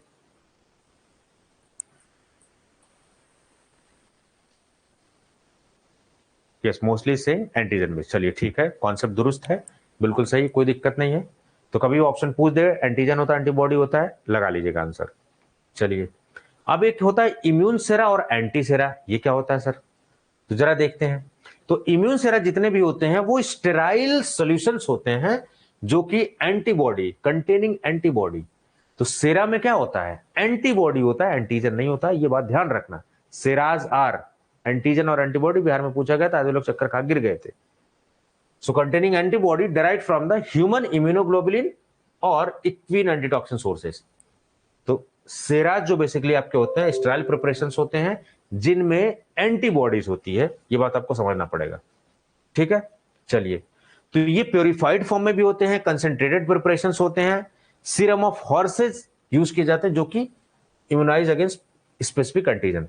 कोई एंटीजन है जिसके लिए हमें प्रतिरक्षा करना है, उसके अगेंस्ट यहां पर सीरम ऑफ हॉर्स को यूज करके हम लोग क्या कर रहे हैं? उसको इम्यूनाइज कर रहे हैं। इट मींस सिंपली बस इतना याद रखना है कि यहां पर हॉर्स सीरम का यूज कर रहे हैं। These are antibodies preparations that are sterile in nature. ये हो गए सीरास, बस इससे ज्यादा दिमाग नहीं लगाना है। ठीक है, तो एंटी सीरा वगैरह और ये सारी चीजें। ठीक है, जबकि एंटी सीरा में आपके क्या है कि सीरम ऑफ हॉर्सेज हम यूज कर रहे हैं। ध्यान से सुनिए, जो सेराज होते हैं एंटी सेराज होते हैं, थोड़ा सा डिफरेंस है। सेराज बेसिकली स्टेराइल सॉल्यूशंस होते हैं, एंटीबॉडीज होते हैं जो कि ह्यूमन इम्यूनोग्लोबुलिन को यूज करके बनाए जा रहे हैं। जबकि एंटी सेरा प्योरीफाइड और कंसेंट्रेटेड प्रिपरेशन होती है और हॉर्स के सीरम को यूज किया जा रहा है। यहां पर हॉर्स के सीरम को यूज करके उसको एक्टिवली इम्यूनाइज किया गया है स्पेसिफिक एंटीजन के लिए, उसको बोलते हैं anti sera. So anti sera are basically the preparation that is containing serum of horses, that is called as anti sera. जबकि इम्यून सेरा में क्या है? ह्यूमन इम्यूनोग्लोबुलिन यूज कर रहे हैं हम लोग, एंटीबॉडी बेस्ड है। तो सेरा और एंटी सेरा में थोड़ा सा आपको क्लियर हो गया होगा डिफरेंस। एंटी सीरम है, टेटनस एंटीटॉक्साइड और डिप्थीरिया एंटीटॉक्सिन्स, ये सब एग्जांपल है, ज्यादा दिमाग नहीं लगाना है। Now the next important topic is important vaccine and their storage conditions. ये मैं यूपीएससी डीआई वाले बैच में बता चुका हूं। अगर मैं अब ये लेक्चर करूंगा तो उनके में तो रिपीटेशन होगा, लेकिन जो लोग नहीं है उनके में रिपीटेशन नहीं होने वाला है। तो चलिए जरा इसके बारे में पढ़ लेते हैं थोड़ा सा, ठीक है? 10-15 मिनट लगेगा, इसको पढ़ के खत्म कर देते हैं, लपेट देते हैं। अभी बहुत सारी चीज इसमें इंपॉर्टेंट है। अब देखिए ये जो टर्म है ना, ये बड़े इंपॉर्टेंट है, यही पूछे जाते हैं आपसे कि store at cold temperature, store at cool temperature, store at ambient temperature, ठीक है, ये सब। तो important vaccine and their storage conditions. क्यों इनका स्टोरेज कंडीशन जरूरी है? कहां पर लिखा हुआ है स्टोरेज कंडीशन के बारे में? शेड्यूल पी है कि शेड्यूल P1 है? जरा मुझे बताइए। शेड्यूल पी और schedule P1 of DNC act deals with, which act deals with storage conditions? जल्दी बताइए मुझे आप ऑप्शंस में। इज इट शेड्यूल P और P1 स्टोरेज कंडीशंस रिलेटेड?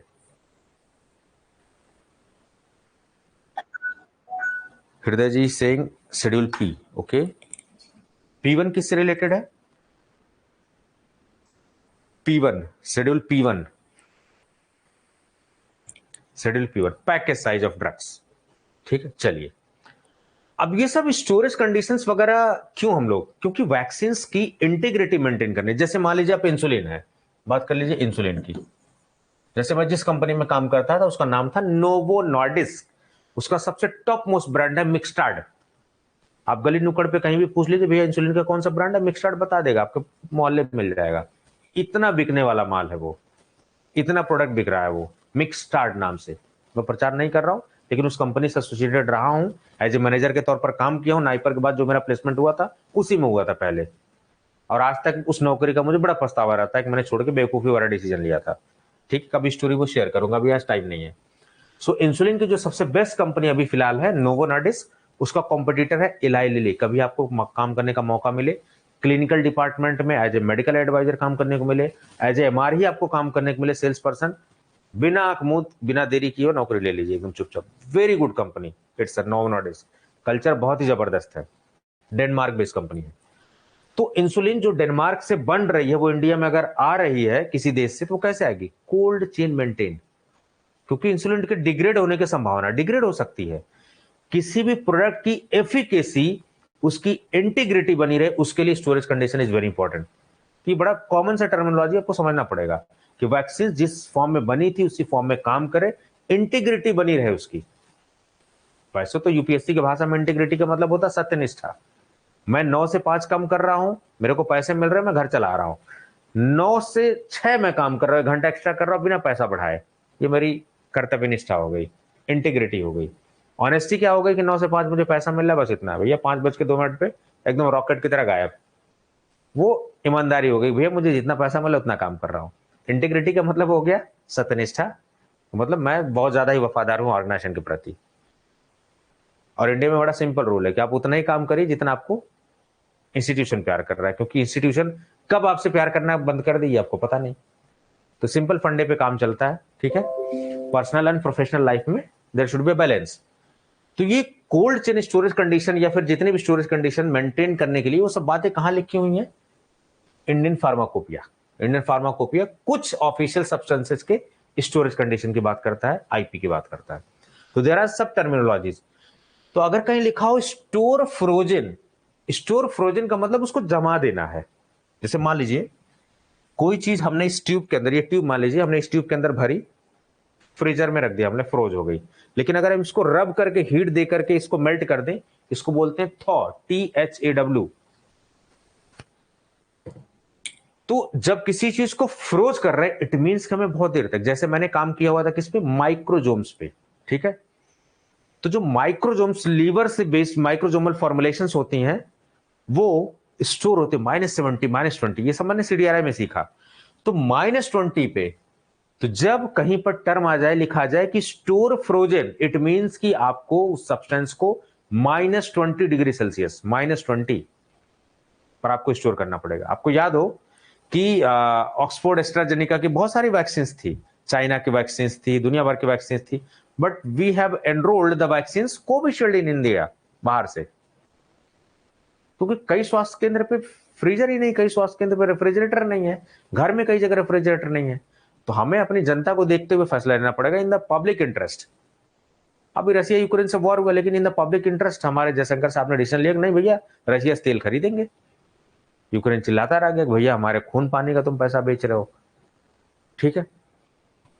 तो स्टोर फ्रोजन का मतलब होता है -20°C। जब किसी चीज को स्टोर फ्रोजन वर्ड आए तो इट मींस कि it should be stored within the range of -20°C। अब माइनस में क्यों स्टोर करोगे? It means you are using for the long term storage, simply जैसे -20 आ गई लॉन्ग टर्म स्टोरेज। चलिए दूसरा लिखा हुआ डू नॉट फ्रीज और do not store over 8°C। Freeze नहीं करना, जैसे आप रेफ्रिजरेटर में एक फ्रीजर वाला चैम्बर होता है जिसमें बर्फ जमी होती है, और एक नॉर्मल शेल्फ्स होते हैं दरवाजे वाले और नीचे। तो क्या लिखा? डू नॉट फ्रीज, जमाना नहीं है, या do not store over 8°C। तो आप क्या करोगे? 2 से 8°C के बीच में रखोगे, लेकिन फ्रीजर चैम्बर में उस चीज को नहीं रखोगे। जैसे इंसुलिन, डॉक्टर जब आपको इंसुलिन प्रिस्क्राइब करता है तो बोलता है कि भैया फ्रीजर चैम्बर मत रखना, बाहर रखना फ्रिज में, या फिर आपको आइस बैग दे देगा कि आइस बैग में रख के आपको सारी चीजें ट्रांसपोर्ट करनी पड़ेगी। Next term is keep cold. Keep cold का मतलब क्या हो गया? ऐसा temperature not exceeding 8°C and usually between 2 to 8°C, but not be frozen. इसका मतलब कोल्ड का मतलब क्या हुआ? आप सिंपली लिख लीजिए 2 to 8°C। Store in cool place, store in cold temperature, ऐसा लिखा रहता ना। तो की कूल कोल्ड इन सब का मतलब, तो कोल्ड का मतलब हो गया 2 से 8°C। इसका यह भी मतलब हुआ कि 8 से ज्यादा नहीं। इसका यह भी मतलब हुआ कि फ्रीजर में नहीं डालना है। कोल्ड बोले तो 2 to 8°C। तो आप ऑप्शन ढंग से आंख नाक कान खड़े करके बिल्कुल ऑप्शन पढ़ लेना कि क्या ऑप्शन में है, पूछा जा रहा है क्वेश्चन में।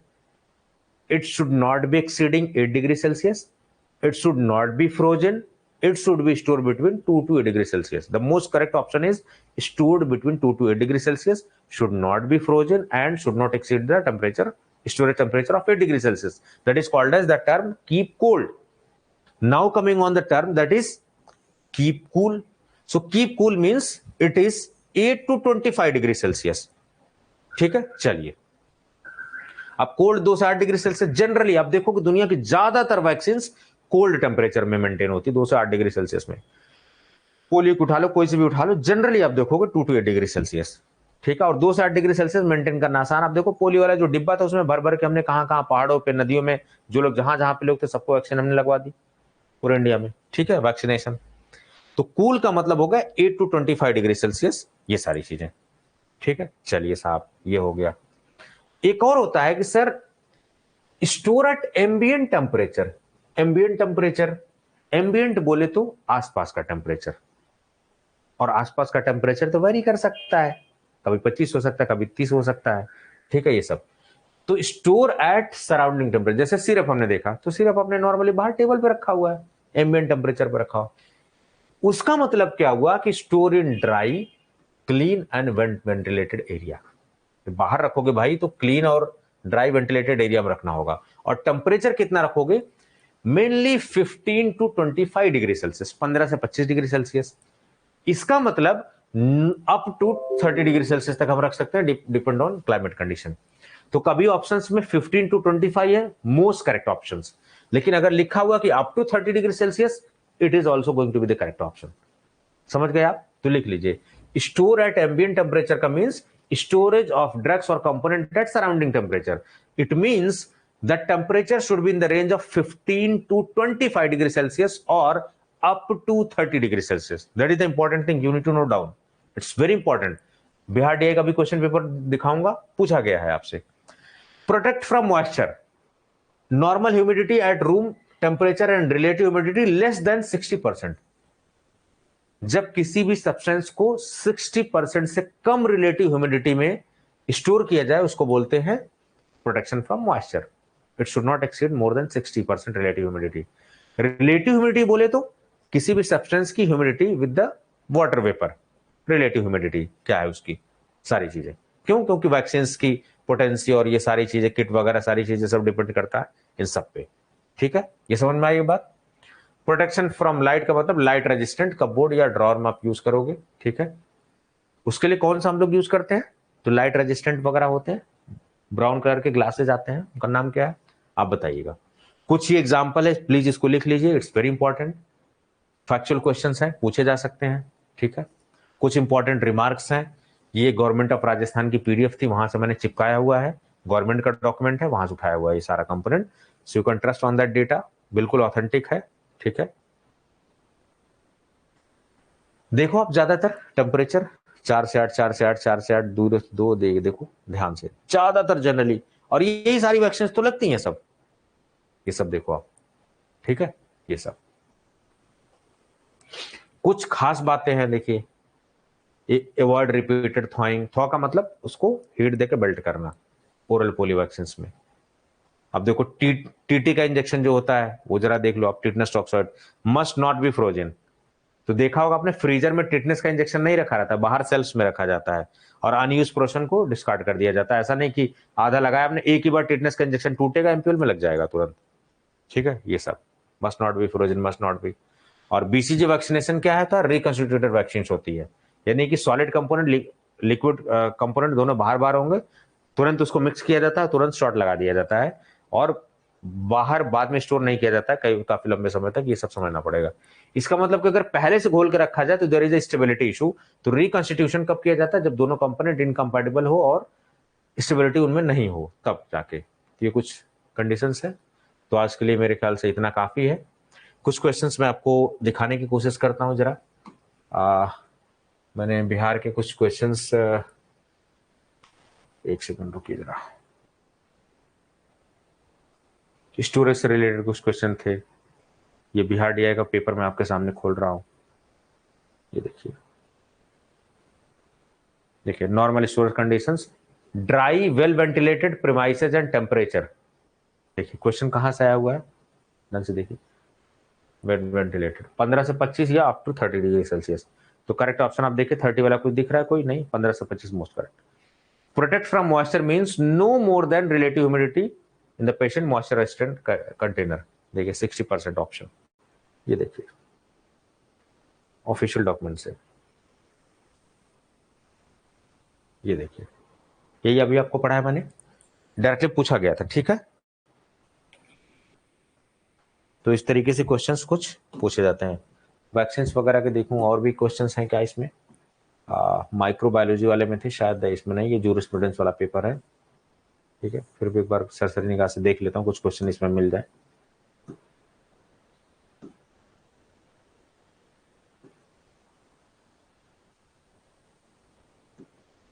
चलिए देखिए, जूरिस्प्रूडेंस में मैं उस दिन आपको पढ़ा रहा था ना कि एक्ट नंबर कितना, देखिए कितना बारीक क्वेश्चन बना, act number 23 of 1940, act number 20 of, ये कितना बारीकी से, एक्ट नंबर 20 ऑफ 19, बड़ा बारीकी से क्वेश्चन, तो एक्ट नंबर भी पढ़ना पड़ेगा, इस लेवल तक के क्वेश्चन जो है आपसे पूछे जा रहे हैं, ठीक है। ये बिहार डीआई का है जूरिस्प्रूडेंस का क्वेश्चन, शेड्यूल वाई आपका क्लिनिकल ट्रायल से रिलेटेड है, ठीक है। ये सब क्वेश्चन आंसर सेशन है, जरा पूछते रहिए इसके बारे में, मैं आपसे बात करता रहूंगा। चलिए, now it's time for the question answer session. अब जरा मैं एक एक करके क्वेश्चन आपके, amber coloured bottle, ferric oxide, yes, ठीक है। मजा आया आपको पढ़ने में, सीखा आपने आज, ठीक है। 1 घंटे 20 मिनट के लेक्चर में 4 घंटे का लेक्चर मैंने पढ़ाया है, बट प्रॉब्लम क्या है कि केवल और केवल डिस्ट्रक्टिव क्रिटिसिज्म करके, कमेंट करके, आप बताइए, ऑनेस्टली बताइए, अगर आप मुझे कमेंट में उलझा दोगे, मैं आपके कमेंट का ही हमेशा फालतू का जवाब देता रहूंगा, सीरीज ऑफ चेन वो बनती रहेगी, फिर डिस्टर्ब होगा। आप जिस समय क्लास से पहले कमेंट करते हो, अगर मैं रिस्पॉन्ड करता हूं, अगर आप उसमें कुछ अननेसेसरी चीजों मुझे फंसा दोगे, तो फिर मैं कैसे पढ़ाऊंगा यहाँ पर, तो आपकी क्लास कंप्रोमाइज होगी वहां पर, ठीक है। तो आप सभी से हाथ जोड़ के रिक्वेस्ट है, कंस्ट्रक्टिव क्रिटिसिज्म करिए, डिस्ट्रक्टिव क्रिटिसिज्म बिल्कुल मत करिए, इस सबसे आपका भी फायदा नहीं होने वाला, हमारा भी फायदा नहीं होने वाला, ठीक है। पूछिए, ये प्लेटफॉर्म ओपन है आपके लिए ही तो काम कर रहे हैं हम लोग, किसके लिए काम कर रहे हैं, कोई तो फार्मेसी में होना चाहिए ना, कि जो कदम बढ़ाए और चीजें काम करे, ठीक है। मैंने आपको बता दिया हमारा प्लेटफॉर्म और लोगों से क्यों फर्क है, everything I have discuss with you. चलिए क्वेश्चन जरा लेते हैं। Sir please repeat killed and attenuated vaccine, Priyanka ji का सवाल है, ठीक है।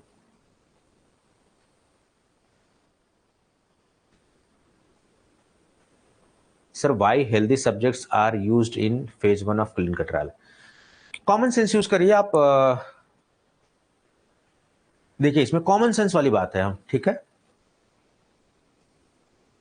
हृदय जी का सवाल है, अब सोच के देखिए कि अभी हृदय जी उसमें अभी हम लोग जानवरों पर टेस्टिंग किए, अभी हमें पूरी तरीके से क्लियर नहीं है। तो जो चीज अब कहते हैं ना कि एक बार बिल्ली जल जाती है तो मट्ठा भी फूक फूक के पीती है, तो अभी अपन को पता नहीं उधर के क्या गड़बड़ होने वाला है। जैसे मैंने आपको बताया कि क्लिनिकल ट्रायल हम कंट्रोल्ड वे में करते हैं, लेकिन जब वो एक्चुअल पॉपुलेशन में जाती है तो वहां पर बहुत सारे साइड इफेक्ट दिखते हैं। क्लिनिकल ट्रायल में कुछ और ही रिपोर्ट किया गया होता है।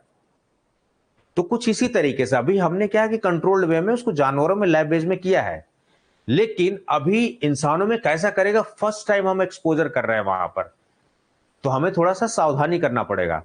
तो अगर पेशेंट हम ऑलरेडी अनहेल्दी पेशेंट ले लेंगे तो वहां पर डेथ होने के, वाइटल ऑर्गन फेलियर के चांसेस ज्यादा होंगे। तो ऐसे लोग मजबूत लिए जाए जो थोड़ा सा झेल सकते हो। तो यहां पर एक कॉमन सेंस वाली बात होती है कि कॉमन सेंस यूज किया गया है कि हेल्दी वॉलंटियर्स को ही लिया जाए, क्योंकि अभी रिस्क बहुत ज्यादा है। अब जैसे कोरोना की वेव 1 आई, सब लोग खूब डरे हुए थे, 2 में और डरवाया, लेकिन अभी कोरोना देखो सब बिंदास घूम रहे हैं। पहली बार कितना डर रहे थे सब लोग, नहीं निकल रहे थे, मास्क लगा रहे, कितना हो रहे थे, डर था। ठीक है, तो उसी तरीके से फेज 1 में अभी जस्ट हम लोग प्री क्लिनिकल स्टडीज करके आए हैं, तो चांसेस हैं कि वाइटल ऑर्गन फेल्योर हो सकता है या फिर डेथ हो सकती है। तो मजबूत पेशेंट को लिया जाए, हेल्दी पेशेंट्स को लिया जाए, सिंपल लॉजिक है, ज्यादा कुछ दिमाग इसमें लगाने वाला नहीं है। Priyanka is saying great class, ठीक है सर। कोविशील्ड डेड वायरस की कैटेगरी में आती है, आप उसकी इंफॉर्मेशन पढ़ सकते हैं कमल जी, ठीक है। Now almost clear, okay.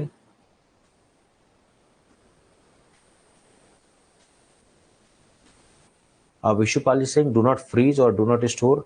देखिए दोनों में फर्क है, आप अगर ध्यान से देखेंगे तो यहां पर देखिए, कहां गया, ये देखिए, एक सेकंड, हाँ, डू नॉट फ्रीज और do not store over 8 degree Celsius, यहां पर आप देखो 2 to 8 डिग्री सेल्सियस रखा है, लेकिन फ्रीजर चैम्बर में नहीं आ रहा रखना है, ये देखो, जबकि यहां फ्रीजर चैम्बर की बात नहीं की गई है।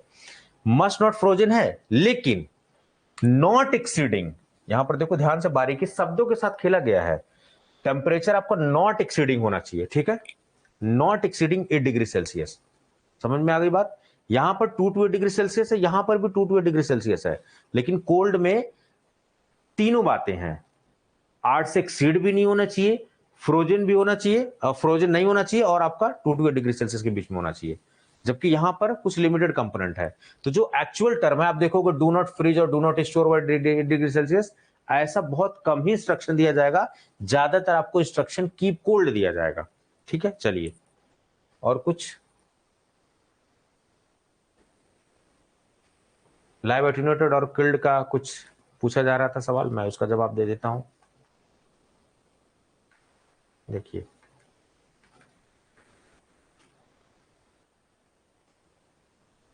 कहां गया, एक मिनट, मैं समझा दूं आपको कॉन्सेप्ट ही। ये देखिए, इनएक्टिवेटेड या किल्ड का मतलब हो गया कि जो भी पैथोजन हम यूज कर रहे हैं, एंटीजन यूज कर रहे हैं, उसको मार दिया गया है। कैसे मारा गया है? केमिकल का यूज करके, हीट को यूज करके मार दिया गया है, उसको बोलते हैं किल्ड वैक्सीन। तो किल्ड कंपोनेंट यूज किया जा रहा है। दूसरा कंपोनेंट होता है कि जिंदा है लेकिन कमजोर कर दिया गया, उसको बोलते हैं लाइव एटीन्यूएटेड। लाइव का मतलब जिंदा, एटीन्यूएटेड का मतलब वायरुलेंसी उसकी कमजोर कर दी गई है। तो एक कोई चीज मरा हुआ, एक कोई चीज जिंदा है लेकिन एकदम बिल्कुल लास्ट स्टेज पे दम तोड़ रहा है। तो जो लास्ट स्टेज पे दम तोड़ रहा है, लाइव एटेन्यूएटेड है, वो आपकी बॉडी में जाएगा ना, तो इम्यून सिस्टम को जगा देगा, लेकिन इतना भी तेज नहीं है कि बीमारी कॉज कर पाए। इसी को बोलते हैं live attenuated vaccine. Killed vaccine क्यों यूज कर रहे हैं? क्योंकि बहुत सारे लोगों का इम्यून सिस्टम कंप्रोमाइज होगा। अब ये जो लाइव एटेन्यूएटेड के साथ प्रॉब्लम क्या है कि अगर कोई ऐसा पेशेंट जो इम्यून सिस्टम कंप्रोमाइज है, तो उसका इम्यून सिस्टम वो जगाने के बजाय हो सकता है कि वो वैक्सीन हावी हो जाए उस पर, क्योंकि उसका इम्यून सिस्टम तो कमजोर है। तो उस फॉर्म में हम लोग किल्ड वैक्सीन प्रेफर करते हैं। और जो लाइव एटेन्यूएटेड वैक्सीन होती हैं वो जनरली आपकी एक्टिव इम्यूनिटी प्रोवाइड करने की कोशिश करती हैं, लॉन्ग लास्टिंग होती है, देर में आती हैं, जबकि आपकी किल्ड वाले की तुरंत जो है आ जाती है। तुरंत इम्यूनिटी प्रोवाइड करती है और जल्दी जल्दी बूस्टर डोज वगैरह भी लगती है। थोड़ा बहुत डिफरेंस है, ये पता लग गया आपको, राइट। चलिए, तो मेरे ख्याल से मैंने सारे क्वेश्चंस का जवाब दे दिया। Okay sir, thank you for excellent lecture. Okay, most welcome sir, मैं यूकेपीएससी पक्का निकालूंगा, बिल्कुल हमारी दुआएं आपके साथ हैं। बिल्कुल नरेंद्र जी, आप करिए। Sir what is the use of sera and anti sera use? Okay sir, recorded में आ जाएगा ना? Yes, it will be in the recorded. देखिए, ये जो वैक्सीन सेराज और एंटी सेराज वाली प्रिपरेशन है, ये सारा खेल जो है ना एक्टिव वर्सेस पैसिव इम्यूनिटी का कॉन्सेप्ट है। एक्टिव इम्यूनिटी क्या है कि आपके इम्यून सिस्टम से ही काम करवाया जा रहा है। जैसे कुछ आपने डायबिटीज जब पढ़ा होगा ना, आपको याद हो, थोड़ा सा इसको समझते हैं, थोड़ा सा समझाने की बात है। टाइप 1 डायबिटीज आपने पढ़ा होगा, टाइप 2 पढ़ा होगा आपने डायबिटीज, ठीक है। अभी एक्टिव वर्सेस पैसिव का हम कॉन्सेप्ट समझते हैं और आपके बात को मैं थोड़ा सा समझाने की कोशिश करता हूं। टाइप 1 क्या होता है? Insulin dependent. इसका मतलब उसको हर हाल में इंसुलिन चाहिए ही। इसका क्या मतलब हुआ कि उसमें चाहिए तो इंसुलिन नहीं बन रहा है। क्यों नहीं बन रहा है? क्योंकि बीटा सेल्स गड़बड़ कर रही हैं। हो सकता है ऑटोइम्यून डिसऑर्डर हो, तो इस वजह से यहां पर इंसुलिन चाहिए ही चाहिए। और दूसरा क्या है, यहां पर टाइप 2 में क्या है कि इंसुलिन है लेकिन बॉडी यूज नहीं कर पा रही, इंसुलिन रेजिस्टेंस हो गया है। तो अच्छा तरीका क्या है, बाहर से इंसुलिन दिया जाए या फिर बॉडी के सिस्टम को जगा दिया जाए? सिस्टम, बॉडी के ही सिस्टम को जगाया जाए, इंसुलिन भैया प्रोड्यूस करो, काम करो।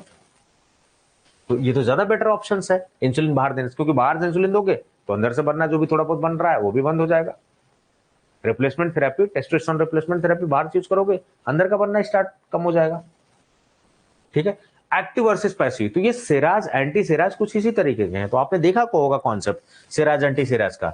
एक इसमें एंटीबॉडी आपको मेनली देखो यूज कर रहे हैं। तो जब हम एंटीबॉडी यूज कर रहे हैं, इसका मतलब कि हम बॉडी के इम्यून सिस्टम से काम नहीं करवा रहे हैं, बाहर से प्रोड्यूस करके दे रहे हैं, ताकि तुरंत उस बीमारी का सोल्यूशन हमारे पास आ जाए, उसका ट्रीटमेंट हो जाए, उसको रोकथाम किया जा सके। समझ गए आप? तो जनरली ये एसोसिएटेड है पैसिव इम्यूनिटी से के कॉन्सेप्ट से, आप अगर थोड़ा समझ पाए मेरी बात तो। Vaccine active versus passive immunity दोनों पे काम करती है, लेकिन सेराज वगैरह क्या बात करोगे? देखो एक सेकंड, देखो यहां पर एंटीबॉडी, यहां पर देखो, ये देखिए क्यों हम एंटीबॉडीज दे रहे हैं, सोच के देखो। एक है कि बाहर से हम इंजेक्शन एंटीजन लगाएंगे, फिर बॉडी जगेगी, काम करेगी, तो बहुत सुस्त है बॉडी, धीरे धीरे धीरे काम करेगी, लेकिन तब तक तो हो सकता है पेशेंट निकल ले। तो क्यों ना बाहर से जो बॉडी करने वाली बाहर से बना के दे दें। तो कुछ इसी तरीके के सेराज है, आप देख लीजिए। और बाहर से जब हम कब देते हैं? जब हमें तुरंत जरूरत होती है, इंस्टेंट किसी चीज की नीड होती है। कोविड में प्लाज्मा देते थे, वो सिरा था या नहीं था? कह सकते हैं एक तरीके का सिरा ही था, बट इट वॉज नॉट 100% सिरा, ठीक है। क्योंकि सिरा के लिए क्राइटेरिया अलग है, ह्यूमन का इम्यूनोग्लोबुलिन होना चाहिए। यानी कि आपका ह्यूमन का इम्यूनोग्लोबुलिन क्यों? क्योंकि उसका सिस्टम यूज कर रहे हो आप, इम्यून सिस्टम का ही कंपोनेंट है इम्यूनोग्लोबुलिन, आप यूज कर रहे हो, ठीक है। तो कह सकते हैं कि ये था, सेरा के तौर पर था, but it was not 100%, but deny भी आप नहीं कर सकते, क्योंकि बहुत ज्यादा यूजफुल नहीं था प्लाज्मा। आप देख रहे हो प्लाज्मा में जो एंटीबॉडीज थी, वही एंटीबॉडीज से हम करवाने की कोशिश कर रहे थे, but it was not very successful option. हमारे प्रिंसिपल थे, वो उनकी डेथ हो गई, नहीं सर्वाइव कर पाए, वो प्लाज्मा थेरेपी पर थे, but it was not very successful. चलिए, माधव जी का भी सवाल हो गया, रिकॉर्डेड में आ जाएगा। और कुछ तो नहीं है? स्क्रॉल करके जरा देख लूंगा, ठीक है। तो कंक्लूजन ये है मेरा कहने का आपको, ये है कि जो लोग बाद में देखें, please do not focus on number of lectures, focus on the things you have learn. आपने क्या क्या सीखा आज? मैं चाहता type of vaccines, how vaccines are developed, storage conditions, ठीक है। ये मेरे अंदर है कि मैं चाहूं तो एक घंटा लेक्चर खींच दूं, कोई मतलब नहीं है खींचने का। ये मेरे अंदर मेरी स्किल है कि मैं आपको 1-1.5 घंटे के अंदर सारी चीजें पढ़ा पाऊं। और 1 घंटे के अंदर पढ़ा पाने का मतलब मुझे 3 घंटे का होमवर्क करना पड़ता है। तो आपको ये लग सकता है कि सर एक ही लेक्चर ले रहे हैं, 2 ही लेक्चर ले रहे हैं, 3 ही लेक्चर ले रहे हैं, 5-5 क्यों नहीं ले रहे हैं, 2-2 3-3 क्यों नहीं ले रहे हैं? But I would request, it's humble request, do not focus on number of lectures, क्योंकि जो लोग कर रहे हैं वो हमें नहीं करना है। लोग 15-15 मिनट की वीडियो बना के 1000, 1500, 2000 लेक्चर अपने कोर्स में दिखाते हैं। हम 1.5 घंटे, 2 घंटे, 2.5 घंटे की वीडियो बना के केवल 200-300 वीडियो दिखाते हैं और वो कंप्लीट कोर्स होता है। उसके पीछे रीजन आपको अब समझ में आ रहा होगा पढ़ने के बाद कि सर यहाँ पर टॉपिक वाइज पढ़ाते हैं। मैं टॉपिक वाइज पढ़ाने वाला इंसान हूँ, मैं खींचने वाला इंसान नहीं हूँ कि 10-10 मिनट खींचूं और नंबर ऑफ वीडियोस दिखा के एडमिशन लूँ। ये सब मेरा काम नहीं है। I do not focus on number, I focus on always qualities. तो please try to understand, do not focus on number of classes, focus on the content. ठीक है, अगर आप क्लासेस पे फोकस करने लगेंगे, मैं इसी को तोड़ तोड़ 4 क्लास में पढ़ा दूंगा, फिर आपको लगेगा कि आज 4 क्लास हुई है और सीखने को आपको कुछ नहीं मिलेगा ढंग से। तो have a faith on your mentor. और again I am saying, tutor को चैट बॉक्स में अननेसेसरी डिस्कशन में इन्वॉल्व मत करिए। आपका लॉस है, ट्यूटर का लॉस है। ठीक है, it's a humble request from you people. Doubt पूछिए, हेल्दी डिस्कशन करिए, अननेसेसरी चीजों में मत पड़िए, राजनीति में मत पड़िए, क्या हो रहा है क्या नहीं हो रहा है वो सब छोड़िए। मैंने बता दिया, ग्रुप में, हर ग्रुप में 2-4 डिस्टर्बिंग एलिमेंट हैं। ठीक है, कोचिंग वाले पर्सन्स भी हैं, कई स्टूडेंट भी हैं जो डिस्टर्ब कर रहे हैं, जिनका मकसद है कि बैच को थोड़ा सा डिस्टर्बेंस क्रिएट किया जाए। मैं आपका किसी का नाम नहीं पर्सनली ले रहा हूं, लेकिन ऐसा वी आर फेसिंग एक्चुअली। ठीक है, जब मैंने फार्मासिस्ट का 999 में पहला कोर्स लॉन्च किया था आज के 3-4 साल पहले, तो भी same situation we have faced. उसमें ग्रुप में बहुत एंट्रेंस कॉज किया गया था, but trust me, one of the most successful batch, जिसने 227 फार्मासिस्ट बनाए थे उस बैच से। Can imagine, 227 pharmacist.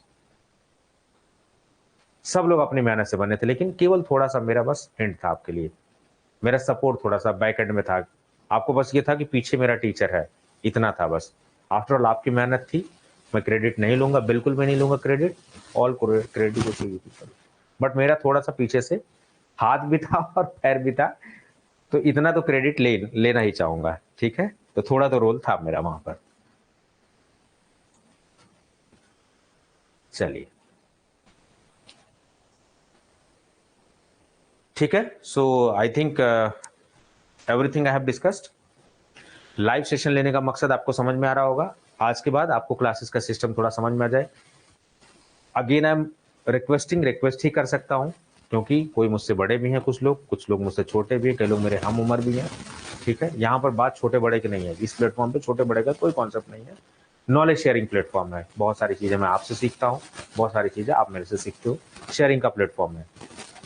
आपके कुछ सपने हैं, मेरे कुछ सपने हैं, हम दोनों एक दूसरे के सपने को पूरा कर रहे हैं, साकार कर रहे हैं, एक दूसरे को सपोर्ट कर रहे हैं। ठीक है, मैं भी चाहता हूं कि फार्मेसी के क्षेत्र में मैं कुछ अच्छा काम करूं। नाइपर से पढ़ के मैं रिसर्च में बहुत कुछ कर सकता था, डीआई भी एग्जाम क्वालिफाई किया, फार्मासिस्ट भी क्वालिफाई किया। लेकिन जिंदगी में आप जितना ऊंच उठोगे ना, तो आपके लिए बहुत सारी चीजें, शायद बहुत सारी चीज, किसी के लिए डीआई बनना बहुत बड़ी बात हो, लेकिन कभी कभी जिंदगी में आपको वो लेवल आता है ना कि आपको लगता है कि नहीं, डीआई में से ज्यादा भी हम कुछ कर सकते हैं। तो आप उस फील्ड में काम करना चाहोगे जहां से आप सोसाइटी में इम्पैक्ट ज्यादा डाल सकते हो। It's impactful. शायद मैं डीआई बन के इतने लोगों को जिंदगी में बदलाव नहीं ले आ सकता था, मुझे पावर होती, पैसा भी मिलता, बट आज एज ए बीइंग टीचर मैं बहुत सारे लोगों की जिंदगी में थोड़ा सा भी बदलाव ले आता हूँ, तो काफी ज्यादा बड़ा बदलाव होता है। आप यकीन नहीं मानोगे, जिस भी बच्चे से बात होती है, सिलेक्शन होता है, एक घर में एक सिलेक्शन का मतलब जनरेशन सुधर गई बिल्कुल, आप समझ लो। एक मिडिल क्लास फैमिली में, एक लोअर मिडिल क्लास फैमिली में, एक गरीब तबके में अगर किसी भी एस्पिरेंट की लग गई नौकरी, आप सोचिए पूरा खानदान सुधर जाता है उस बच्चे का। तो इससे बड़ा सेटिस्फेक्शन शायद नहीं होगा। शादी करके आप बीवी बच्चे कर लो, कुछ भी, कितने भी हो, कितने भी जिंदगी में बढ़ जाओ, लेकिन जब आप किसी की हेल्प करते हो ना, और वो आपके थोड़े से एसोसिएशन से बहुत ऊपर लाइफ में उठता है, वो जो खुशी आपको मिलती है ना, उसके आगे कुछ नहीं है। जो कहते हैं ना कि your account has been credited with, उससे बड़ी खुशी नहीं होती है। और मेरा पर्सनली जो नेचर है लोगों की हेल्प करना, और मैं हेल्प करता हूँ। आप देखिए, आप कॉल करेंगे तो भी आपसे प्यार से बात करूंगा, आप जवाब मांगेंगे तो भी, आप गुस्से होंगे तो भी मैं बड़े नॉर्मली बात करूंगा आपसे, क्योंकि मुझे पता है कि आप गुस्सा शायद मे भी नहीं समझ पा रहे हो, या कोई और माइंड सेटअप आपका चल रहा हो, but I always deal the things very in a very calm way. चलिए, ठीक है, कुछ भी दिक्कत हो, feel free to contact me. मैंने आपके ग्रुप में नंबर शेयर किया हुआ है, आप मुझे कॉल करिए, except my personal time, I am always ready for you people. कुछ भी दिक्कत है, कोई भी डाउट है, कहीं कुछ नहीं आपको हेल्प मिल रही है, मैं हूं आपके पास। ठीक है, आप मुझे याद करिए, मुझसे जितना भी हो पाएगा मैं आपकी हेल्प करूंगा। That's it. चलिए, तो आज का सेशन हम लोग एंड करते हैं, काफी टाइम हो गया है। एक बार और देख लो जरा, कुछ मिसिंग तो नहीं है। ओके, सो आई थिंक ज़्यादातर सवालों के जवाब मैंने दे दिए हैं। ठीक है, ठीक है। So thank you so much, अपना ध्यान रखिए, स्वस्थ रहिए, मस्त रहिए, नमस्कार।